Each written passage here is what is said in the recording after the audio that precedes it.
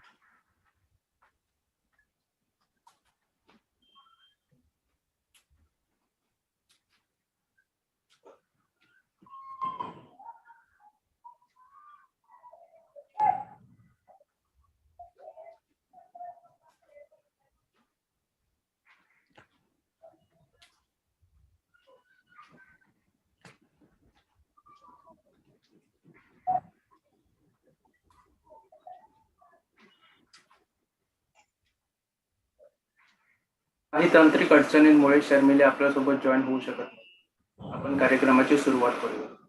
आजच्या मंगलदिनी सहभागी झालेल्या तुम्हा सर्वांचे मी पुन्हा एकदा सहर्ष स्वागत करतो. आज आपल्यासोबत जोडल्या गेल्या आहेत असे एक अष्टपैलू व्यक्तिमत्व, ज्यांनी आजवर नेहमीच संस्थेचे कार्य सत्कर्मी लागावे यासाठी तत्परता दाखवली. ते व्यक्तिमत्व दुसरं तिसरं कोणीही नसून YMT होमिओपॅथिक मेडिकल कॉलेजच्या प्रिन्सिपल डॉक्टर पागे मॅम या आहेत. डॉक्टर पागे मॅम यांना विनंती करतो की आजच्या महाराष्ट्र दिनी त्यांनी त्यांचे मनोगत व्यक्त करावे. नमस्कार, ऐकू येतो का आवाज? Yes ma'am. YMT homeopathic college, जे GD पोळ फाउंडेशनचे कॉलेज म्हणून प्रसिद्ध आहे. या GD पोळ फाउंडेशनच्या होमिओपॅथिक महाविद्यालयातर्फे सर्व विद्यार्थी आणि सर्व शिक्षक आणि बाकीचे सर्वजण ऐकणारे, कार्यक्रम ऐकणार आणि पाहणाऱ्या लोकांचं मी मनापासून स्वागत करते. 1 मे 1960 रोजी महाराष्ट्राची स्थापना झाली.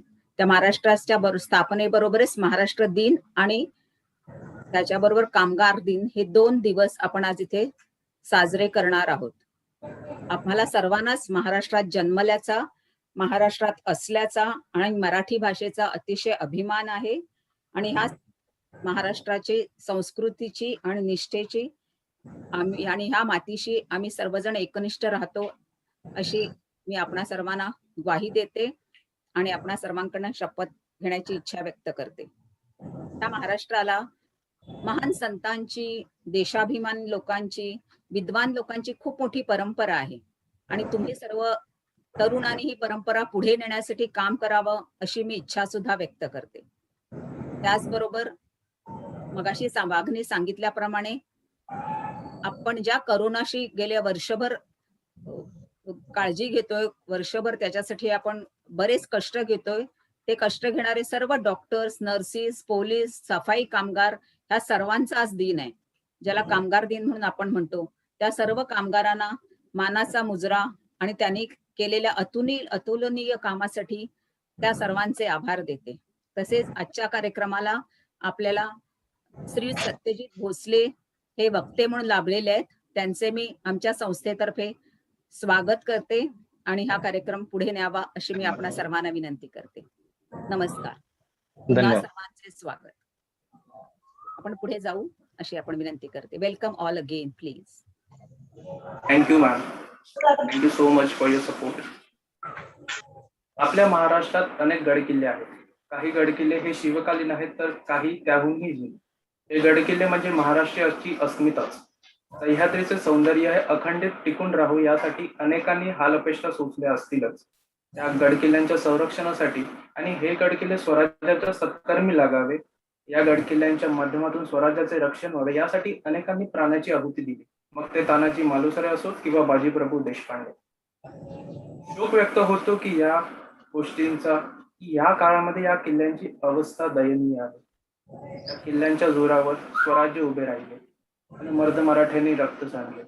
त्या किल्ल्यांचा वापर हा प्रेमिकांची नावे लिहिण्यात होतोय तर कुठे जंगे पार्ट्या होत आहेत. खरंच ही एक भयानक परिस्थिती आहे. प्रत्येक नकारात्मक गोष्टीला सकारात्मकतेचा किरण हा नेहमीच असतो आणि या आशेचा किरण आहे सेवेची ठाई तत्पर ही संस्था. 4 मित्रांनी आयोजित केलेल्या 8 दिवस 8 किल्ल्यांच्या थरारक सफरीतून या संस्थेचा जन्म झाला आणि ही संस्था आजवर कार्यरत आहे. दुर्ग संवर्धनाच्या जीवाचे रक्षण करीत आहे. महाराष्ट्रात एक म्हण आहे, छत्रपती शिवाजी महाराज जन्माला यावे पण ते शेजारच्यांच्या घरात. या म्हणीचा अर्थ मला सांगण्याची आवश्यकता वाटत नाही. एक सर्वसामान्य मराठी तरुण या क्षेत्राकडे कसा वळला याची कहाणी आपल्या सर्वांनाच नक्की प्रेरणादायक आहे. छत्रपती शिवाजीराजे भोसले यांनी स्वराज्य निर्मिती केले तर आणि आज ज्या भोसल्यांना आपण भेटणार आहोत ते दुर्ग संवर्धनाच्या माध्यमातून सुराज्य निर्माण करत आहेत. It is my honour to welcome mister Satyajit Bhosale sir, founder of Sevechi Thai Tatpar. Welcome sir. धन्यवाद. तर मी तुम्हाला विनंती करतो की तुमच्या संस्थेचा प्रवास आजवर इथवर कसा येऊन पोहोचला, त्यामध्ये काय अडचणी आल्या आणि तुमचा पर्सनल एक्सपिरियन्स या संस्थेबद्दल कसा होता याबद्दल प्लीज आम्हाला मार्गदर्शन करा. निश्चित. त्याआधी मी सर्वांना विचारू शकतो, माझा आवाज सर्वांपर्यंत पोहोचत आहे का? Yes sir, yes sir. ठीक आहे. तर सर्वप्रथम महाराष्ट्र दिनाच्या आणि कामगार दिनाच्या सर्वांना शुभेच्छा. महाराष्ट्र दिन म्हणलं की आपल्याकडे फक्त महाराष्ट्राचा जो आपल्याला ठेवा आहे, ऐतिहासिक ठेवा, सांस्कृतिक ठेवा, त्याबद्दल चर्चा होतात, त्याबद्दल व्हिडिओज आणि सगळीकडे सोशल मीडियावरती त्याचं आपल्याला प्रेझेंटेशन बघायला मिळतं. पण त्याही पलीकडे जाऊन जसं आता मॅमने सांगितलं की संयुक्त महाराष्ट्राची चळवळ आणि या चळवळीची आठवण म्हणून हा आपण 1 मे साजरा करतो. आणि ही चळवळ आज मला NSSच्या ह्या कार्यक्रमामध्ये दिसून येते. कारण का आज महाराष्ट्र दिना दिवशी कोणताही आज कोरोनाचं सावट नसतं तर नक्कीच अनेक ठिकाणी शोभायात्रा वगैरे अशा गोष्टी आपल्याला दिसल्या असत्या. पण आज तुम्ही त्या पलीकडे जाऊन एक वेगळा विचार लोकांच्या तुमच्या मनात आला, की आपण ह्या महाराष्ट्र दिनाच्या दिवशी आपल्या महाराष्ट्राची आर्थिक वारसा असलेले, आपले सांस्कृतिक वारसा असलेले जे आपले गड किल्ले आहेत, त्या गड किल्ल्यांच्या संवर्धनाचा विषय तुम्ही लोकांपर्यंत पोहोचावा, हे तुमच्या मनात आलं. इथेच मला फार आनंद झाला. ज्यावेळेस पहिल्यांदा ही कन्सेप्ट मला सांगितली त्यावेळेस मला खूप आनंद झाला, की आपल्याला ह्या विषयावर बोलावं एक संधी मिळणार आहे. आणि ती संधी ह्या 1 मेच्या दिवशी मिळणार आहे. त्यामुळे सगळ्यात पहिले आपल्या ग्रुपचे, आपल्या कॉलेजचे सेवेचे थायी तत्पर या संस्थेवरचे खूप खूप आभार, की तुम्ही तरुणांना आज ह्या दिवशी ह्या मार्गे प्रेरित करण्याचं ठरवलं. तर आपण आपल्या विषयाला आता सुरुवात करूयात. आज माझ्याकडे हा विषय आहे, की दुर्ग संवर्धन आणि त्याची संस्थात्मक चळवळ. तर जसा आता मला पहिला प्रश्न विचारला गेलेला आहे, की संस्थेची निर्मिती कशी झाली? तर ह्या पलीकडे जाऊन मी आता इथे सर्व युथ मला दिसत आहे. आपण सर्व साधारणतः एकाच वयाचे आहोत. त्यामुळे मी आपल्याच भाषेत आपल्याशी संवाद करेन.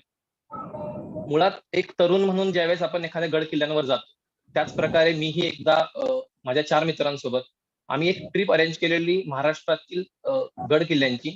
7 दिवसात 7 किल्ले भ्रमण करायचे, हे आम्ही त्यावेळेस ध्येय ठेवले होते. रोज एक किल्ला चढायचा आणि खाली उतरायचा आणि हा प्रवास रोज अथक आम्ही 7 दिवस सातत्याने करायचा, ही अट मनात ठेवलेली. आणि त्याहून एक वेगळी अट अशी होती, की ह्या 7 दिवसात गड किल्ल्यांव्यतिरिक्त कुठेही राहायचं नाही. गड किल्ल्यांच्या सानिध्यात राहायचं.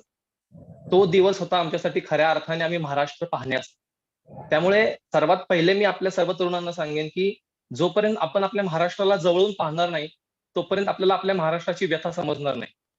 त्यामुळे आमचा तो अनुभव होता, की महाराष्ट्रातील जे गड किल्ले आहेत, त्यांची व्यथा एका दिवसात आपल्याला जाऊन कळणार नाही. आपण ट्रेकला एका दिवसासाठी किल्ल्यावर जातो, ट्रेकची मजा घेतो, घरी येतो. घरी आल्यावर थोडीशी हळहळ फेसबुकवरनं व्यक्त करतो.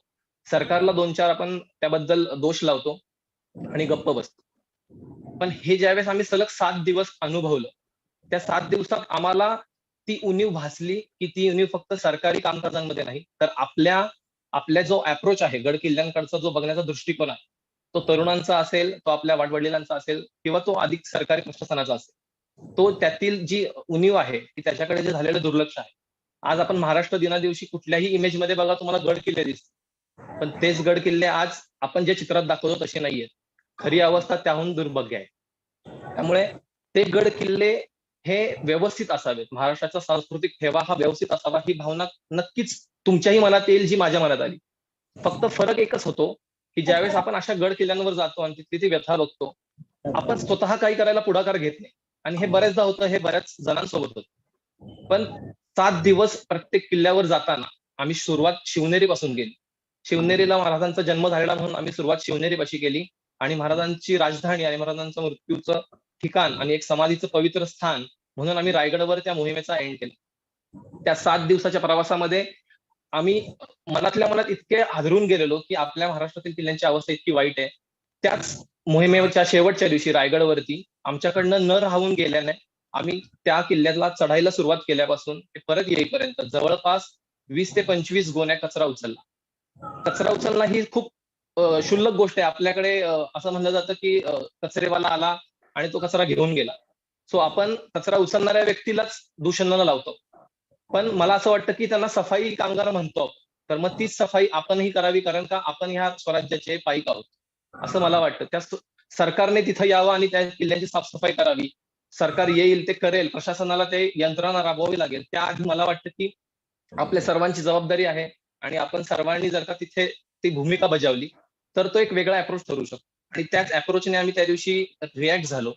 एक भावनेच्या भरात येऊन आम्ही त्या किल्ल्यावरती जेवढा आम्हाला कचरा शक्य होता, तो आम्ही खाली आणला. तो आम्ही एका कचरा डेपोमध्ये डंप केला. पण त्यानंतर सगळ्यात मोठं प्रश्नचिन्ह आमच्या डोळ्यासमोर उभं राहिलं, की आता पुढे काय? एक इव्हेंट तर झाला, की आम्ही कचरा उचलला, खाली आणला, दुसऱ्या दिवशी आम्ही फेसबुकला पोस्ट पण टाकली.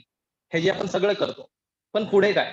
त्यावर एक कन्स्ट्रक्टिव्ह काहीतरी वर्कआउट होणं गरजेचं होतं, कारण का आम्हाला माहित होतं, की आपण जो किल्ल्यावरून जो कचरा काढलाय, तो 2% ही नाहीये आणि असा महाराष्ट्रातील 350 किल्ल्यांवरती कचरा आहे. स्वच्छता हा फार प्राथमिक विषय आहे. गड किल्ल्यांचं संवर्धन हा खूप मोठा विषय आहे. पण जसं मी एक कलाकार असल्यामुळे तुम्हाला उदाहरण देतो, की तुम्ही कुठलंही पेंटिंग, ड्रॉइंग करता, तर त्यासाठी लागणारा कॅनव्हास हा आधी पूर्ण व्हाईट असावा लागतो. तो जर का स्वच्छ नसेल, तर तुम्ही त्याच्यावर चित्र नाही रेखाटू शकत. महाराष्ट्राचा हा कॅनव्हास, महाराष्ट्रातील किल्ल्यांचा हा कॅनव्हास हा मळलेला आहे, स्वच्छ नाहीये, आणि तो पहिले स्वच्छ करणं गरजेचं आहे. तर पुढचं आपल्या ज्या स्टेप्स आहेत गड किल्ले संवर्धनाच्या त्या साध्य होऊ शकतात. त्यामुळे आज NSS ची सर्व टीम माझ्या समोर आहे. तर मला तुमच्या टीमला हाच एक प्रश्न विचारायचा आहे की ज्यावेळेस आपण प्रत्येक वेळेस किल्ल्यावर जातो, मला नक्कीच माहिती आहे की NSS कोणत्या प्रकारे काम करतं, संघटित होऊन ज्या प्रकारे काम करतं, तीच भावना आज प्रत्येक तरुणांमध्ये निर्माण होणं गरजेचं आहे. आणि आपण ज्यावेळेस किल्ल्यांवर जातो त्यावेळेस त्या किल्ल्यांवरची जो कचरा आपण जो उचलून खाली आणतो, त्यानंतर पुढच्या काय आपण ज्या स्टेप करतो त्या फार महत्वाच्या असतात. जसं की आम्ही त्यानंतर विचार केला की आता आपण काय करू शकतो यावर, आणि मग तिथे आमच्या मनात आलं की हे काम एका दिवसात होणारं नाहीये, आणि यासाठी सर्वात मोठी गोष्ट गरजेची आहे ती वैचारिक स्वच्छतेची. किल्ल्यांची स्वच्छता हा दुसरा टप्पा आहे. पहिला टप्पा आहे आपल्या युवकांचा, आपल्या नागरिकांचा, आपल्या जनतेच्या विचारातला जो कचरा आहे की हा कचरा उचलणं काम हे आपलं नाही, ह्या गड किल्ल्यांचं संवर्धन करणं हे काम आपलं नाही, हे मुळात स्वच्छ करणं गरजेचं होतं. आणि तिथून खरी सेवेचे थायी तत्पर ही संकल्पना सुरू झाली. संस्थेचं नाव हे ठेवताना मी हाच विचार केला की या संस्थेत कोणताही गर्व, माज दिसता कामा नये, या संस्थेतून फक्त सेवाभाव दिसावा, आणि म्हणून या संस्थेचं नाव ठेवलं की सेवेचे ठायी तत्पर. या संस्थेमार्फत आम्ही सर्व प्रकारे गड किल्ल्यांच्या संवर्धनासाठी आम्ही पहिला स्टेप उचलली ती म्हणजे गड किल्ल्यांची स्वच्छता. ते ध्येय घेऊन आम्ही गेली 5 वर्ष सतत काम करतोय, आणि ते काम करताना आम्ही लोकांच्या वैचारिक स्वच्छतेचाही ठेवा उचललेला आहे. आणि त्यासाठी आम्ही अनेक प्रकारे सोशल मीडियावर, आज युथला सोशल मीडियाशिवाय पर्याय नाहीये, आणि सोशल मीडियातून युथ बाहेर येत नाहीये, त्यामुळे आम्ही ठरवलं की सोशल मीडियाचा योग्य वापर करून युथ पर्यंत अवेअरनेस पोहोचवावा. त्यासाठी युट्यूब, फेसबुक, इंस्टाग्राम या प्रकारे आम्ही लोकांपर्यंत पोहोचतो. आणि आमचा अप्रोच हा जास्त असतो की लोकांच्या डोक्यातील जी स्वच्छता होणं जास्त गरजेचं आहे, ज्याला आपण अवेअरनेस म्हणतो, प्रबोधन म्हणतो, ते प्रबोधन करण्यावर आम्ही भर देतो. आणि सोबत लोकांना हे साध्य करून दाखवणं गरजेचं असतं की आम्ही फक्त बोलत नाही, तर आम्ही करून दाखवतो. ज्यावेळेस तुम्ही एखाद्या समाजाला प्रबोधन करून सांगता की तुम्ही हे करू नका, त्यावेळेस समाज सगळ्यात पहिले तुम्हाला हा प्रश्न विचारतो की मग काय करू सांगा, आणि तुम्ही काय केलं सांगा. हा सर्वात मोठा आपल्या समाजाचा एक ड्रॉबॅक आहे. पण त्यावरही मात करण्यासाठी मला वाटतं की आपण सर्वांनी स्वतः आधी एक ऍक्ट करून दाखवणं गरजेचं आहे. आणि त्याचप्रमाणे आम्ही ज्या वर्षी आमची संस्था सुरू झाली त्या वर्षापासून दर महिन्याला एक मोहीम आम्ही पहिल्या वर्षात सादर केली. त्या मोहिमेत आम्ही महाराष्ट्रातील कानाकोपऱ्यात, महाराष्ट्रातीलच नाही म्हणता येणार, देशभरातील लोकांचा आम्हाला प्रतिसाद मिळाला. लोक त्या मोहिमेला जॉईन झाले, आणि आम्ही रायगड ह्या किल्ल्यावरील कचरा प्रत्येक वेळेस जवळ टनामध्ये आम्ही तो कचरा किल्ल्यावरून खाली काढला. इतका प्रचंड प्लास्टिकचा कचरा ह्या गड किल्ल्यांवर होता. त्यामुळे मुळात संस्थेची सुरुवात कुठल्या तरी एका भावनेनं होणं गरजेचं आहे. आज तुम्ही देखील किल्ल्यांवर जाता, सो मला वाटतं की आपल्या प्रत्येकाच्या मनात एक संस्था आहे, आणि प्रत्येकाच्या मनातली संस्था बाहेर येणं गरजेचं आहे. प्रत्येकाच्या मनात हा न्यूनगंड असतो की मी संस्था कशी चालू करणार आहे, मी तर एकटा आहे, माझ्यासोबत 4 मित्र आहेत. पण हाच विचारातून मी गेलो होतो. सुरुवात आम्ही चौघांनी केलेली. आज 400-4,000 लोक आज आपल्याला जॉईन झालेले आहेत, आणि त्याचमुळे आज मी इथं तुमच्यासमोर बोलत आहे. त्यामुळे मला असं वाटतं की जशी ही संस्था सेवेची काही तत्पर आमच्या मनातून आली, तशी तुमच्या प्रत्येकाच्या मनात एक संस्था दडलेली आहे. ती शोधा आणि तिला बाहेर काढा. आणि महाराष्ट्रातील फक्त गड किल्लेच नाही, तर महाराष्ट्रातील इतरही सामाजिक स्तरावरती अनेक प्रकारे आपल्याला युथला, आपल्या तरुणांना आपलं योगदान देण्याची जास्त गरज आहे. ह्या महाराष्ट्राच्या भूमीत, ह्या देशाच्या भूमीत आपण जन्म घेतला, तर त्या बदल्यात आपण ह्या महाराष्ट्राचं खूप काही देणं लागतं.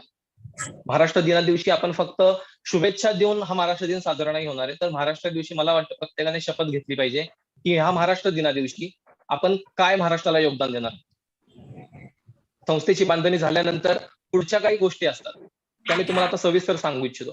की एखादी संस्था ओपन झाल्यानंतर आपण ज्यावेळेस एखाद्या संस्थेला कार्य करतो, पुढे त्या संस्थेतील कार्याचा इव्हेंट व्हायला फार वेळ लागत नाही. कारण त्याला आपल्याला प्रत्येक बाजूने आपल्याला एक जनप्रबोधन भेटत जातं, प्रत्येकाचे विचार आपल्याला मिळत जातात. पण ज्यावेळेस आपण संस्थेच्या मूळ विचाराशी जुळून काम करतो, त्यावेळेस मला वाटतं की ती संस्था कायम अबाधित राहते, त्या संस्थेतील विचार कायम अबाधित राहतात. आणि संस्थेमध्ये फार थोडे लोक जरी असतील तरी ते सर्व एक विचाराचे आणि नेटक्या विचाराचे असतात. आणि अशाच लोकांतून ही संस्था निर्माण होणं जास्त गरजेचं आहे. नाहीतर आज कोणतीही संस्था उभी करायची की 100-200 लोकांचा मॉब क्रिएट करण्यापासून पहिलं आपलं एम असतं, जे फार चुकीचं आहे असं मला वाटतं. सर्व एक विचाराच्या व्यक्तींनी एकत्र येणं याला संस्था म्हणतात. त्यामुळे मला वाटतं की निवडून पारखून लोक आपल्या संस्थेत ज्यावेळेस येतात त्यावेळेस खऱ्या अर्थाने संस्थेची बांधणी होते. आणि ह्याचंच श्रेय मी माझ्या संस्थेतील सर्व सभासदांना देतो, सर्व सदस्यांना देतो, आणि सर्व माझ्या फाउंडर मेंबर्सला देतो. कारण का ह्या सर्व एकविचारी लोकांमुळेच गेली 5 वर्ष आम्ही निरंतर कोणताही डाग अंगावर न घेता अविरतपणे गड किल्ल्यांची सेवा करत आहोत.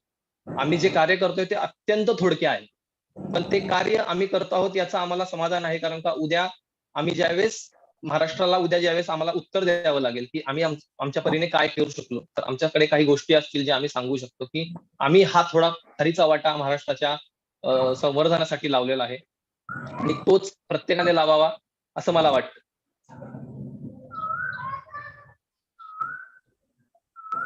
पुढचा क्वेश्चन आहे का स्वप्नील? येस सर, काही क्वेश्चन्स आलेत, बरेच आहेत. आय होप की तुम्ही त्या सर्व प्रश्नांची उत्तरं द्याल. नक्कीच नक्कीच. प्रत्येक यशस्वी पुरुषामागे स्त्रीची ही भूमिका असतेच. तुमच्या बाबतीत अशी कोणती स्त्री आहे का?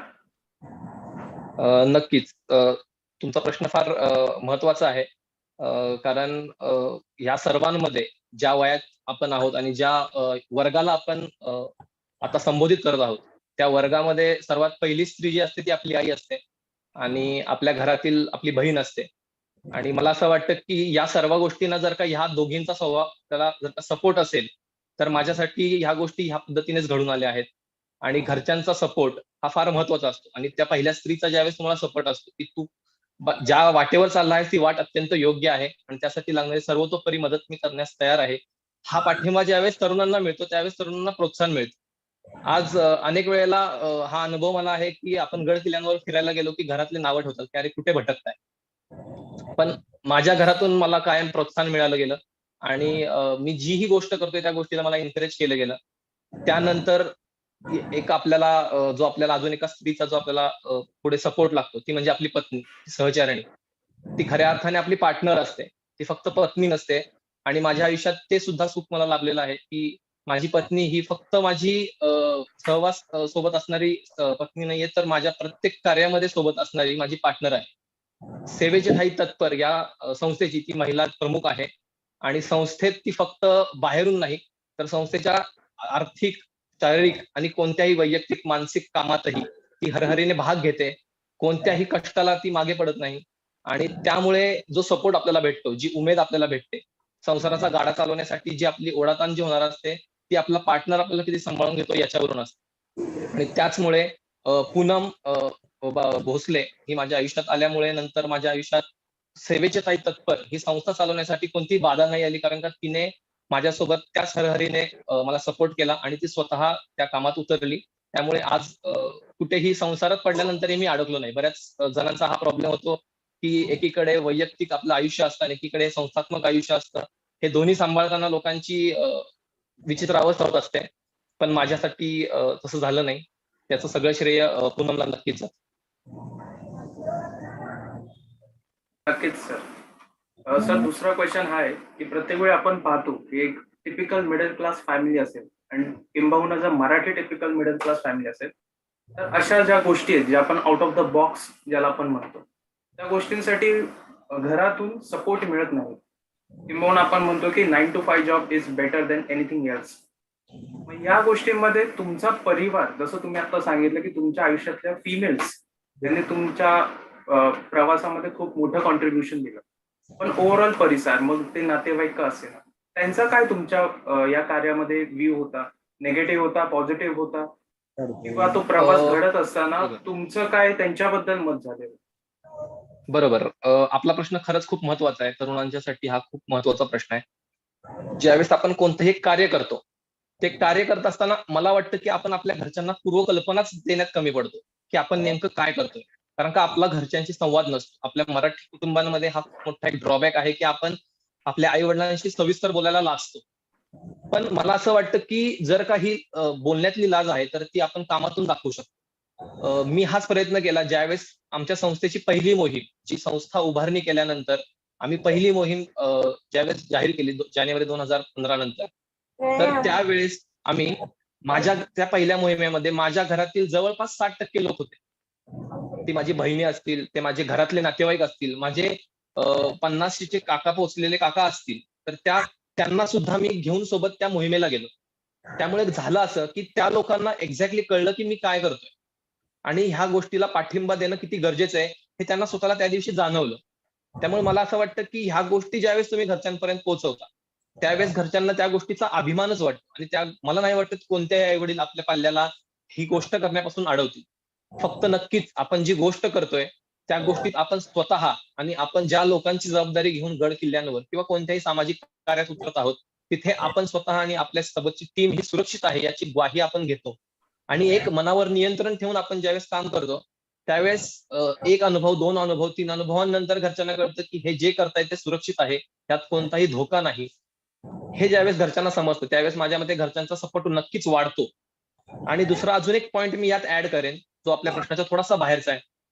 ज्यावेळेस आपल्या वयाचे तरुण जे प्रामुख्याने शिक्षण संपवून नोकरीच्या शोधात असलेले असतात आणि त्याच वयात खऱ्या अर्थाने आपल्यातली क्रांती ही मोठ्या प्रमाणात पेटलेली असते. त्याच वयात आपल्याला गोष्टी कराव्याशा वाटतात. हे सर्वांसोबत होत असेल आणि नेमक्या याच वयामध्ये आपण जॉब करायचा की शिक्षणात जास्त भर द्यायचा ह्या घालमेलीमध्ये असतो. त्यामुळे घरच्यांचं कायम असं म्हणणं असतं की तुम्ही आधी स्थिर स्थावर व्हा आणि मग ह्या सर्व गोष्टी करा. तर मला वाटतं बॅलेन्स असणं गरजेचं आहे. काही लोक प्रचंड झोकून देतात आणि कायमच गड किल्ल्यांसाठी वाहून देतात. ती गोष्ट नक्कीच गौरवास्पद आहे, पण सर्वांच्या बाबतीत ती अनुकरण करण्यासाठी नाहीये. कारण का प्रत्येक आई वडिलांची अशी अपेक्षा असते की आपल्या पाल्याने स्वतःच्या पायावर उभे राहावं. आणि मला असं वाटतं की एक उदाहरण मी तुम्हाला देऊ शकतो की शिवाजी महाराजांनी ज्यावेळेस आपल्या स्वराज्याची निर्मिती केली त्यावेळेस सर्वात पहिले समाज घडवण्याआधी ते स्वतःच्या पायावर उभे राहिले. स्वतःचा दर्जा त्यांनी उंचावला. स्वतःचा आर्थिक, सामाजिक आणि शैक्षणिक हा पूर्ण दर्जा उंचावल्यावरती स्वतःच्या पायावर सज्जड उभं राहिल्यानंतर पूर्ण घरचा पाठिंबा त्यांनी उभा केल्यानंतरच स्वराज्य उभं केलं. जर का ते स्वतःच्याच एकट्याच्याच गतीने धावायला लागले असते तर कदाचित आज आपलं स्वराज्य उभं राहिलं नसतं आणि आज आपण इथे नसतो. त्यामुळे आपल्या आई वडिलांना सोबत घेऊन आणि त्यांच्या इच्छा अपेक्षा पूर्ण ठेवून सर्व गोष्टी समतोल राखून जर का आपण संस्थांची उभारणी केली आणि कोणत्याही कार्याची सुरुवात केली तर माझ्या मते ते कार्य अविरत चालतं. अन्यथा आपल्याला असं बघायला मिळतं की एखादी संस्था जोमानं चालू होते पण लवकरच ती बंद पडते. एखादं कार्य, सामाजिक कार्य आपण खूप घरघरीनं करतो, आपल्याला फार हळहळीने ते वाटतं की ते करावं, आपण सुरुवात करतो आणि काही महिन्यांच्या, काही वर्षाच्या कालावधीतच ते काम बंद पडतं. कारण का तिथे समतोल राखलेला नसतो. मला वाटतं प्रत्येकानं आपलं वैयक्तिक आयुष्य, आपलं आर्थिक आयुष्य हे बॅलन्स ठेवणं गरजेचं आहे. कारण ज्यावेळेस तुम्ही आर्थिकरित्या खचाल त्यावेळेस तुमचे हे सामाजिक ज्या जाणीव आहेत त्या आपोआप कमी व्हायला लागतात. ज्यावेळेस आर्थिक अडचणीत तुम्ही सापडता, ज्यावेळेस तुम्ही वैयक्तिक अडचणींमध्ये सापडता त्यावेळेस तुम्ही सामाजिक बांधिलकीमधून बाहेर होता आणि फक्त स्वतःकडे जाऊन विचार करता. त्यामुळे सुरुवातीपासूनच सर्व गोष्टींचा समतोल राखला तर मला वाटतं की पुढे जाऊन कोणत्याही गोष्टीला प्रॉब्लेम येत नाही. आर्थिक आपल्या आयुष्यातील ज्या गोष्टी असतात त्या स्थिर स्थावर आपल्या आधीपासूनच असतील, प्री प्लॅन असतील तर मला वाटतं कोणतीही अडचण आपल्याला येत नाही पुढे जाऊन. निश्चित निश्चित सर. यालाच लागून एक दुसरा प्रश्न होता जो आर्थिक बाबींशीच निगडीत आहे की एखादी संस्था जर आपल्याला चालवायची असेल तर नक्कीच त्यासाठी पैसा लागतो. बरोबर. सेवेचे ठाई तत्पर मध्ये हे जे फायनान्शियल फंक्शनिंग आहे ते कसं होतं? सर्वात मुख्य प्रश्न हाच असतो की ज्यावेळेस आपण संस्था उभी करतो त्यावेळेस सुरुवातीला कोणताही आर्थिक पाठबळ आपल्याला लागत नाही आणि आपण संस्था चालू करतो. पण ज्यावेळेस संस्थेचं स्वरूप मोठं होतं, ज्यावेळेस 1000 व्हॉलंटियर्स मध्ये आपली संस्था मोठी बनते, प्रत्येक जिल्ह्यामध्ये आपले व्हॉलंटियर्स असतात, त्यावेळेस संस्थेच्या आर्थिक गोष्टींची आपल्याला निकड भासायला लागते. संस्थेमध्ये आर्थिक पाठबळ असणं गरजेचं आहे. आणि इथे 2 ऑप्शन आपल्या समोर असतात. एक असतो सोप्पा आणि एक असतो फार अवघड. सोप्पा ऑप्शन हा असतो की आपण महाराष्ट्रातील जनतेकडून देणगी स्वरूपात निधी गोळा करू शकतो किंवा राजकारणी जे लोक असतात, आपल्या एरियातील जे लोकप्रतिनिधी असतात किंवा आपल्या एरियातील मातब्बर आर्थिक पाठबळ असलेल्या व्यक्ती असतात त्यांच्याकडून आपण मोठी धनराशी आपल्या संस्थेत घेऊ शकतो. हा पहिला सोप्पा मार्ग आहे की जो फार सहज आपल्याकडे अवेलेबल असतो आणि आपण प्रत्येक माझ्या मते 80% संस्था त्या मार्गाला जातात. आणि दुसरा एक मार्ग असतो की ह्या सर्वाच्या पलीकडे जाऊन एक विचार आपल्या मनात येतो की महाराष्ट्रातील जनता रोज टॅक्सच्या रूपाने कर भरतीये. तो टॅक्स म्हणजेच देणगी आहे. अजून त्यांच्यावर आपण आर्थिक मदतीचा भार टाकणं हे योग्य नाही आणि कोणत्याही राजकीय पक्षाकडून आपण आर्थिक पाठबळ घेऊन त्या पक्षाचं लेबल आपल्या कार्यात लावून घेणं हेही देखील योग्य नाही. हा विचार ज्यावेळेस आपल्या मनात येतो त्यावेळेस आपल्या समोर शिवरायांनी आपल्या समोर जे ऑप्शन ठेवलेत ते येतात. ते कोणते? तर शिवाजी महाराजांनी सर्वात पहिले काय केलं असेल तर स्वराज्याच्या आर्थिक घडामोडी बसवण्यासाठी स्वराज्यामध्येच कोणत्या प्रकारे आपल्याला चलनाची निर्मिती होईल याची व्यवस्था केली. जनता समृद्ध कशी होईल याची व्यवस्था केली. त्याच प्रकारे आम्ही हा विचार डोक्यात ठेवून संस्थेतीलच सभासद, संस्थेतीलच आपले सदस्य या सर्वांनी एकत्र येऊन संस्थेमध्ये काही उपक्रम राबवायचे आणि त्यातून उत्पन्न होणारा, व्यवसायातून उत्पन्न होणारा नफा हा काही प्रमाणात संस्थेला दान करायचा. ही आमची पहिली मोहीम ठरली आणि त्या अनुषंगाने आम्ही संस्थेमध्ये काही उपक्रम राबवायचं ठरवलं. त्या अनुषंगाने आम्ही पर्यावरणपूरक कागदाचे कंदील, पर्यावरणपूरक गणेश मूर्ती यांचे महाराष्ट्रभर वितरण करणं चालू केलं. आणि नक्कीच ज्यावेळेस मी तुम्हाला परत एक माझा अनुभव सांगेन, की ज्यावेळेस तुम्ही निस्वार्थपणे झोकून देऊन एखादं सामाजिक कार्य करण्यासाठी उतरता, त्यावेळेस तुम्हाला कोणताही एक्सपिरियन्स नसतात. मला स्वतःला कोणताही व्यवसायाचा एक्सपिरियन्स नसताना एक महाराष्ट्रभर ज्यावेळेस लाखो ग्राहकांच्या सोबत तुम्हाला व्यवसाय करायचा असतो, आजपर्यंत संस्थेतील कोणत्याही व्यवसायात गैरव्यवहार झाला नाही आणि संस्थेत कधीही अपयश संस्थेच्या कोणत्याही उपक्रमाला आलं नाही. संस्थेने कागदाचे कंदील, पर्यावरणपूरक कंदील, एक पर्यावरणाचे जाणीव लक्षात ठेवून बनवले, पर्यावरणपूरक गणेश मूर्तींची निर्मिती केली आणि त्याचं वितरण आम्ही केलं. आणि त्यातून मिळणारा पूर्णपणे नफा जो असतो, त्यातील आम्ही इतर गोष्टी वगळून तो निव्वळ नफा आम्ही संस्थेत ठेवतो आणि त्यातूनच संस्थेतील सर्व उपक्रम राबवले जातात. आम्हाला कोणत्याही प्रकारच्या देणगीची गरज लागत नाही आणि आम्ही कोणाकडूनही ती घेत नाही. स्वइच्छेने जरी दिली तरी आम्ही शक्यतो करून लोकांना आर्थिक मदतीपेक्षा तुमच्या वेळेची जास्त मदत मागतो, तुमची शारीरिक मदत मागतो. कारण का पैशाची मदत प्रत्येक जण देऊ शकतो. घरात बसून आपण पैसे ट्रान्सफर करू शकतो, पण त्यामुळे तुमच्या मनात ती जाणीव निर्माण नाही होणार आहे. पण जर का त्याच ऐवजी तुम्ही जर का संस्थेच्या एखाद्या मोहिमेमध्ये जर का सामील झालात, तर तुमची महाराष्ट्र सोबतची जी बॉन्डिंग आहे ती वाढते. त्यामुळे आम्ही प्रत्येक वेळेस लोकांना आवाहन करतो की तुम्ही तुमचा वेळ द्या, तुम्ही तुमचे कष्ट द्या आणि ते जास्त महत्वाचं असतं.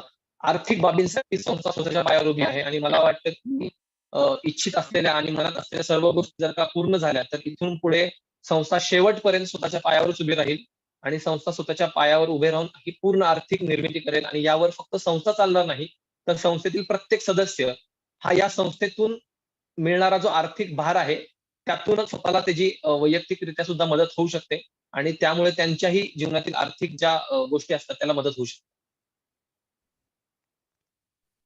नक्कीच सर, नक्कीच. हा जो क्वेश्चन मी विचारतोय तो माझा पर्सनल फेवरेट आहे. 2 वर्ष आधी आम्ही राजस्थानला गेलेलो. तिकडे जेव्हा तिकडच्या गडकिल्ल्यांची आम्ही जेव्हा स्थिती बघितली ते सर्वोत्तम होती. जेव्हा मी पुन्हा महाराष्ट्रात आलो तेव्हा मी कर्नाळ्याच्या किल्ल्यावर गेलो आणि तेव्हा एक खंत जाणवली की त्यांनी त्यांचा जो वारसा आहे तो अगदी उत्तमरित्या, अगदी अभिमानाने सांगतात की हा आमचा किल्ला, या राजपूत राजाने हे केलं, त्या राजपूत राजाने त्या किल्ल्यामध्ये हे कॉन्ट्रीब्युशन केलं.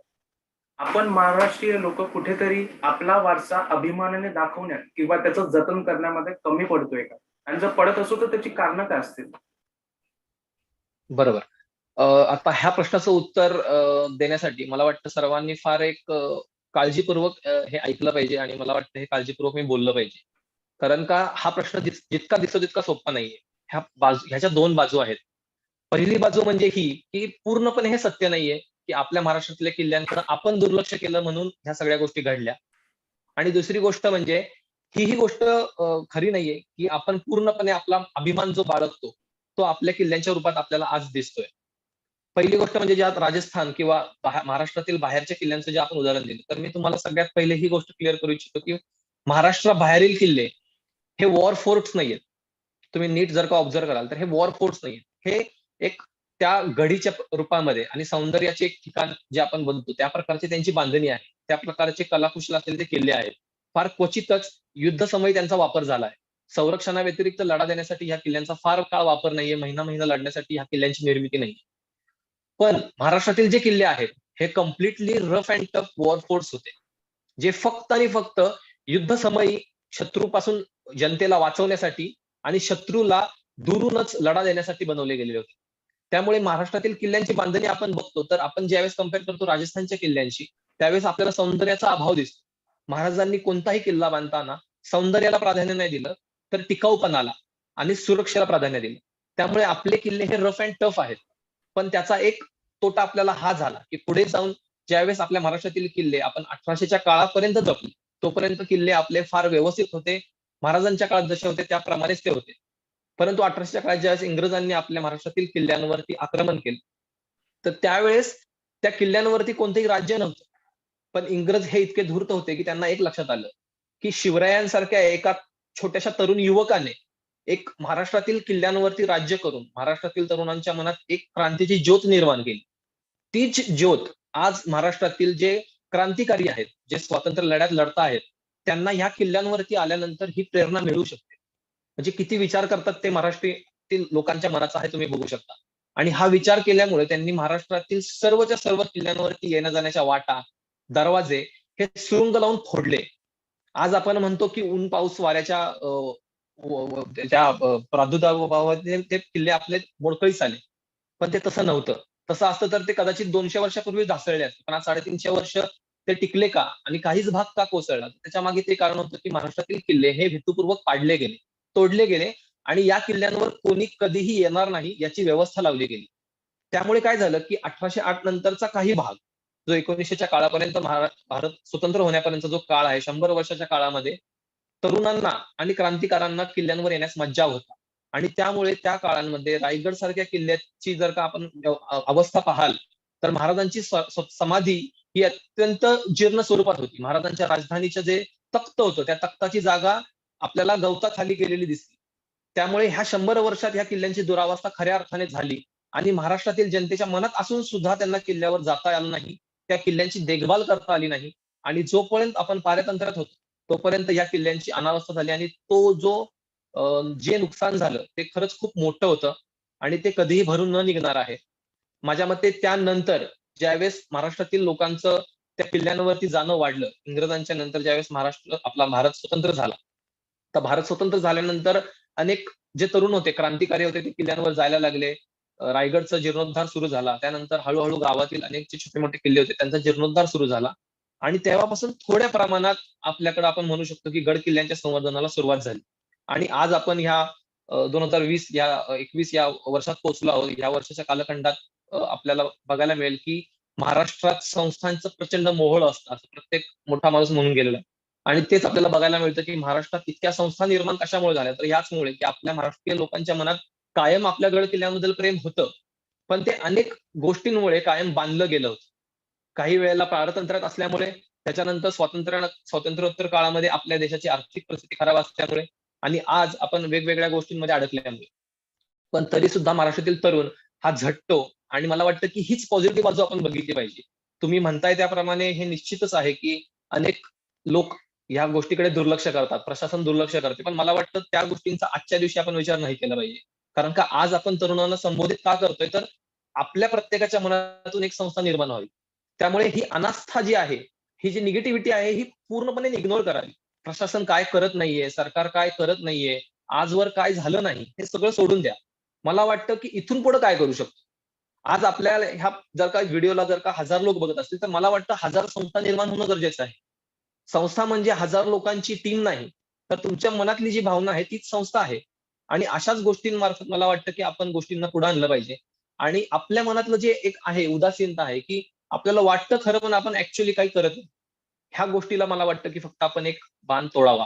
आणि मला वाटतं की आपल्याला जे वाटतं, मला माहिती आहे प्रत्येकाच्या मनात महाराष्ट्राबद्दल प्रेम आहे आणि किल्ल्यांबद्दल प्रेम आहे. फक्त वाटण्यात आणि करण्यात एक मोठा गॅप आहे.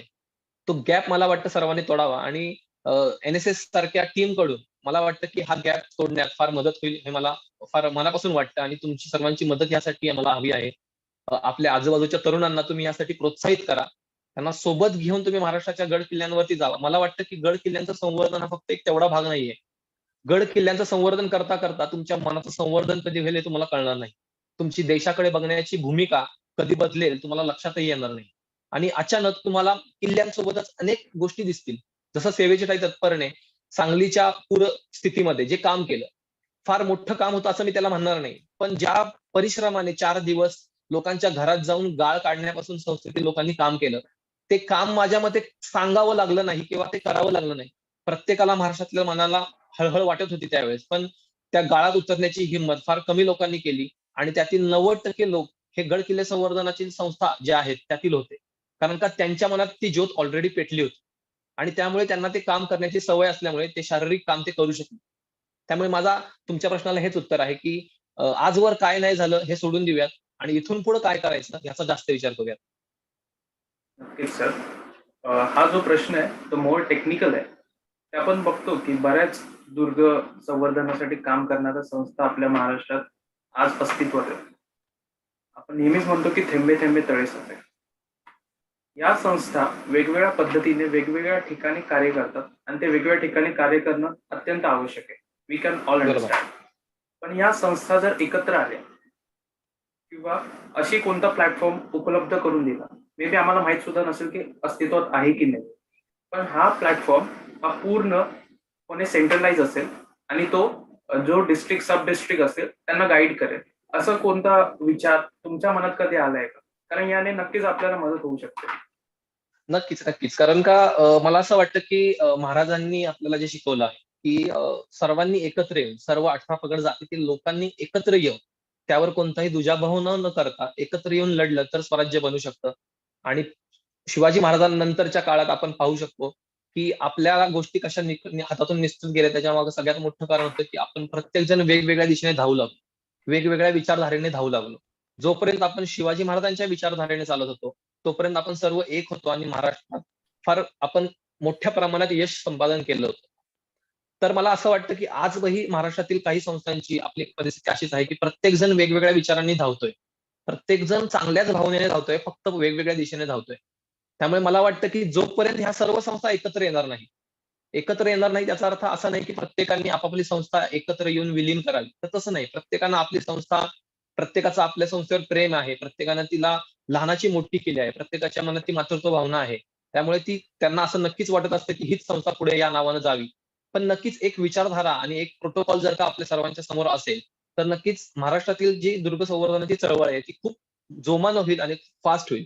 आणि त्यासाठी कोल्हापूरचे संभाजी महाराज आहेत. त्यांनी दुर्ग परिषद जी जाहीर केलेली 2-3 वर्षापूर्वी, त्या दुर्ग परिषदेमध्ये त्यांनी हा मुद्दा मांडला होता, की दुर्ग संवर्धन करणाऱ्या संस्थांची आपण एक फोर्ट फेडरेशन बनवायचं.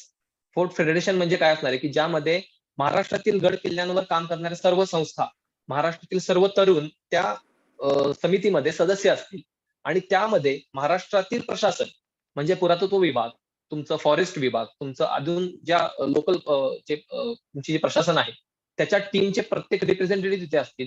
ज्यामुळे एक महाराष्ट्रातील गड किल्ल्यांबद्दल कोणताही निर्णय घेताना आज जे प्रॉब्लेम्स होतात, आज आपल्याला एखाद्या गड किल्ल्यावरती जर का शौचालय बांधायचं असेल, तर त्यासाठी 5 डिपार्टमेंटची परमिशन घ्यावी लागते. तोपर्यंत 5 ते 10 वर्ष निघून जातात. सो हा जो लॉस आहे तो टाळण्यासाठी दुर्ग संस्थांची जी मोडी बांधण्याचं काम छत्रपती युवराज संभाजीराजे करत आहेत.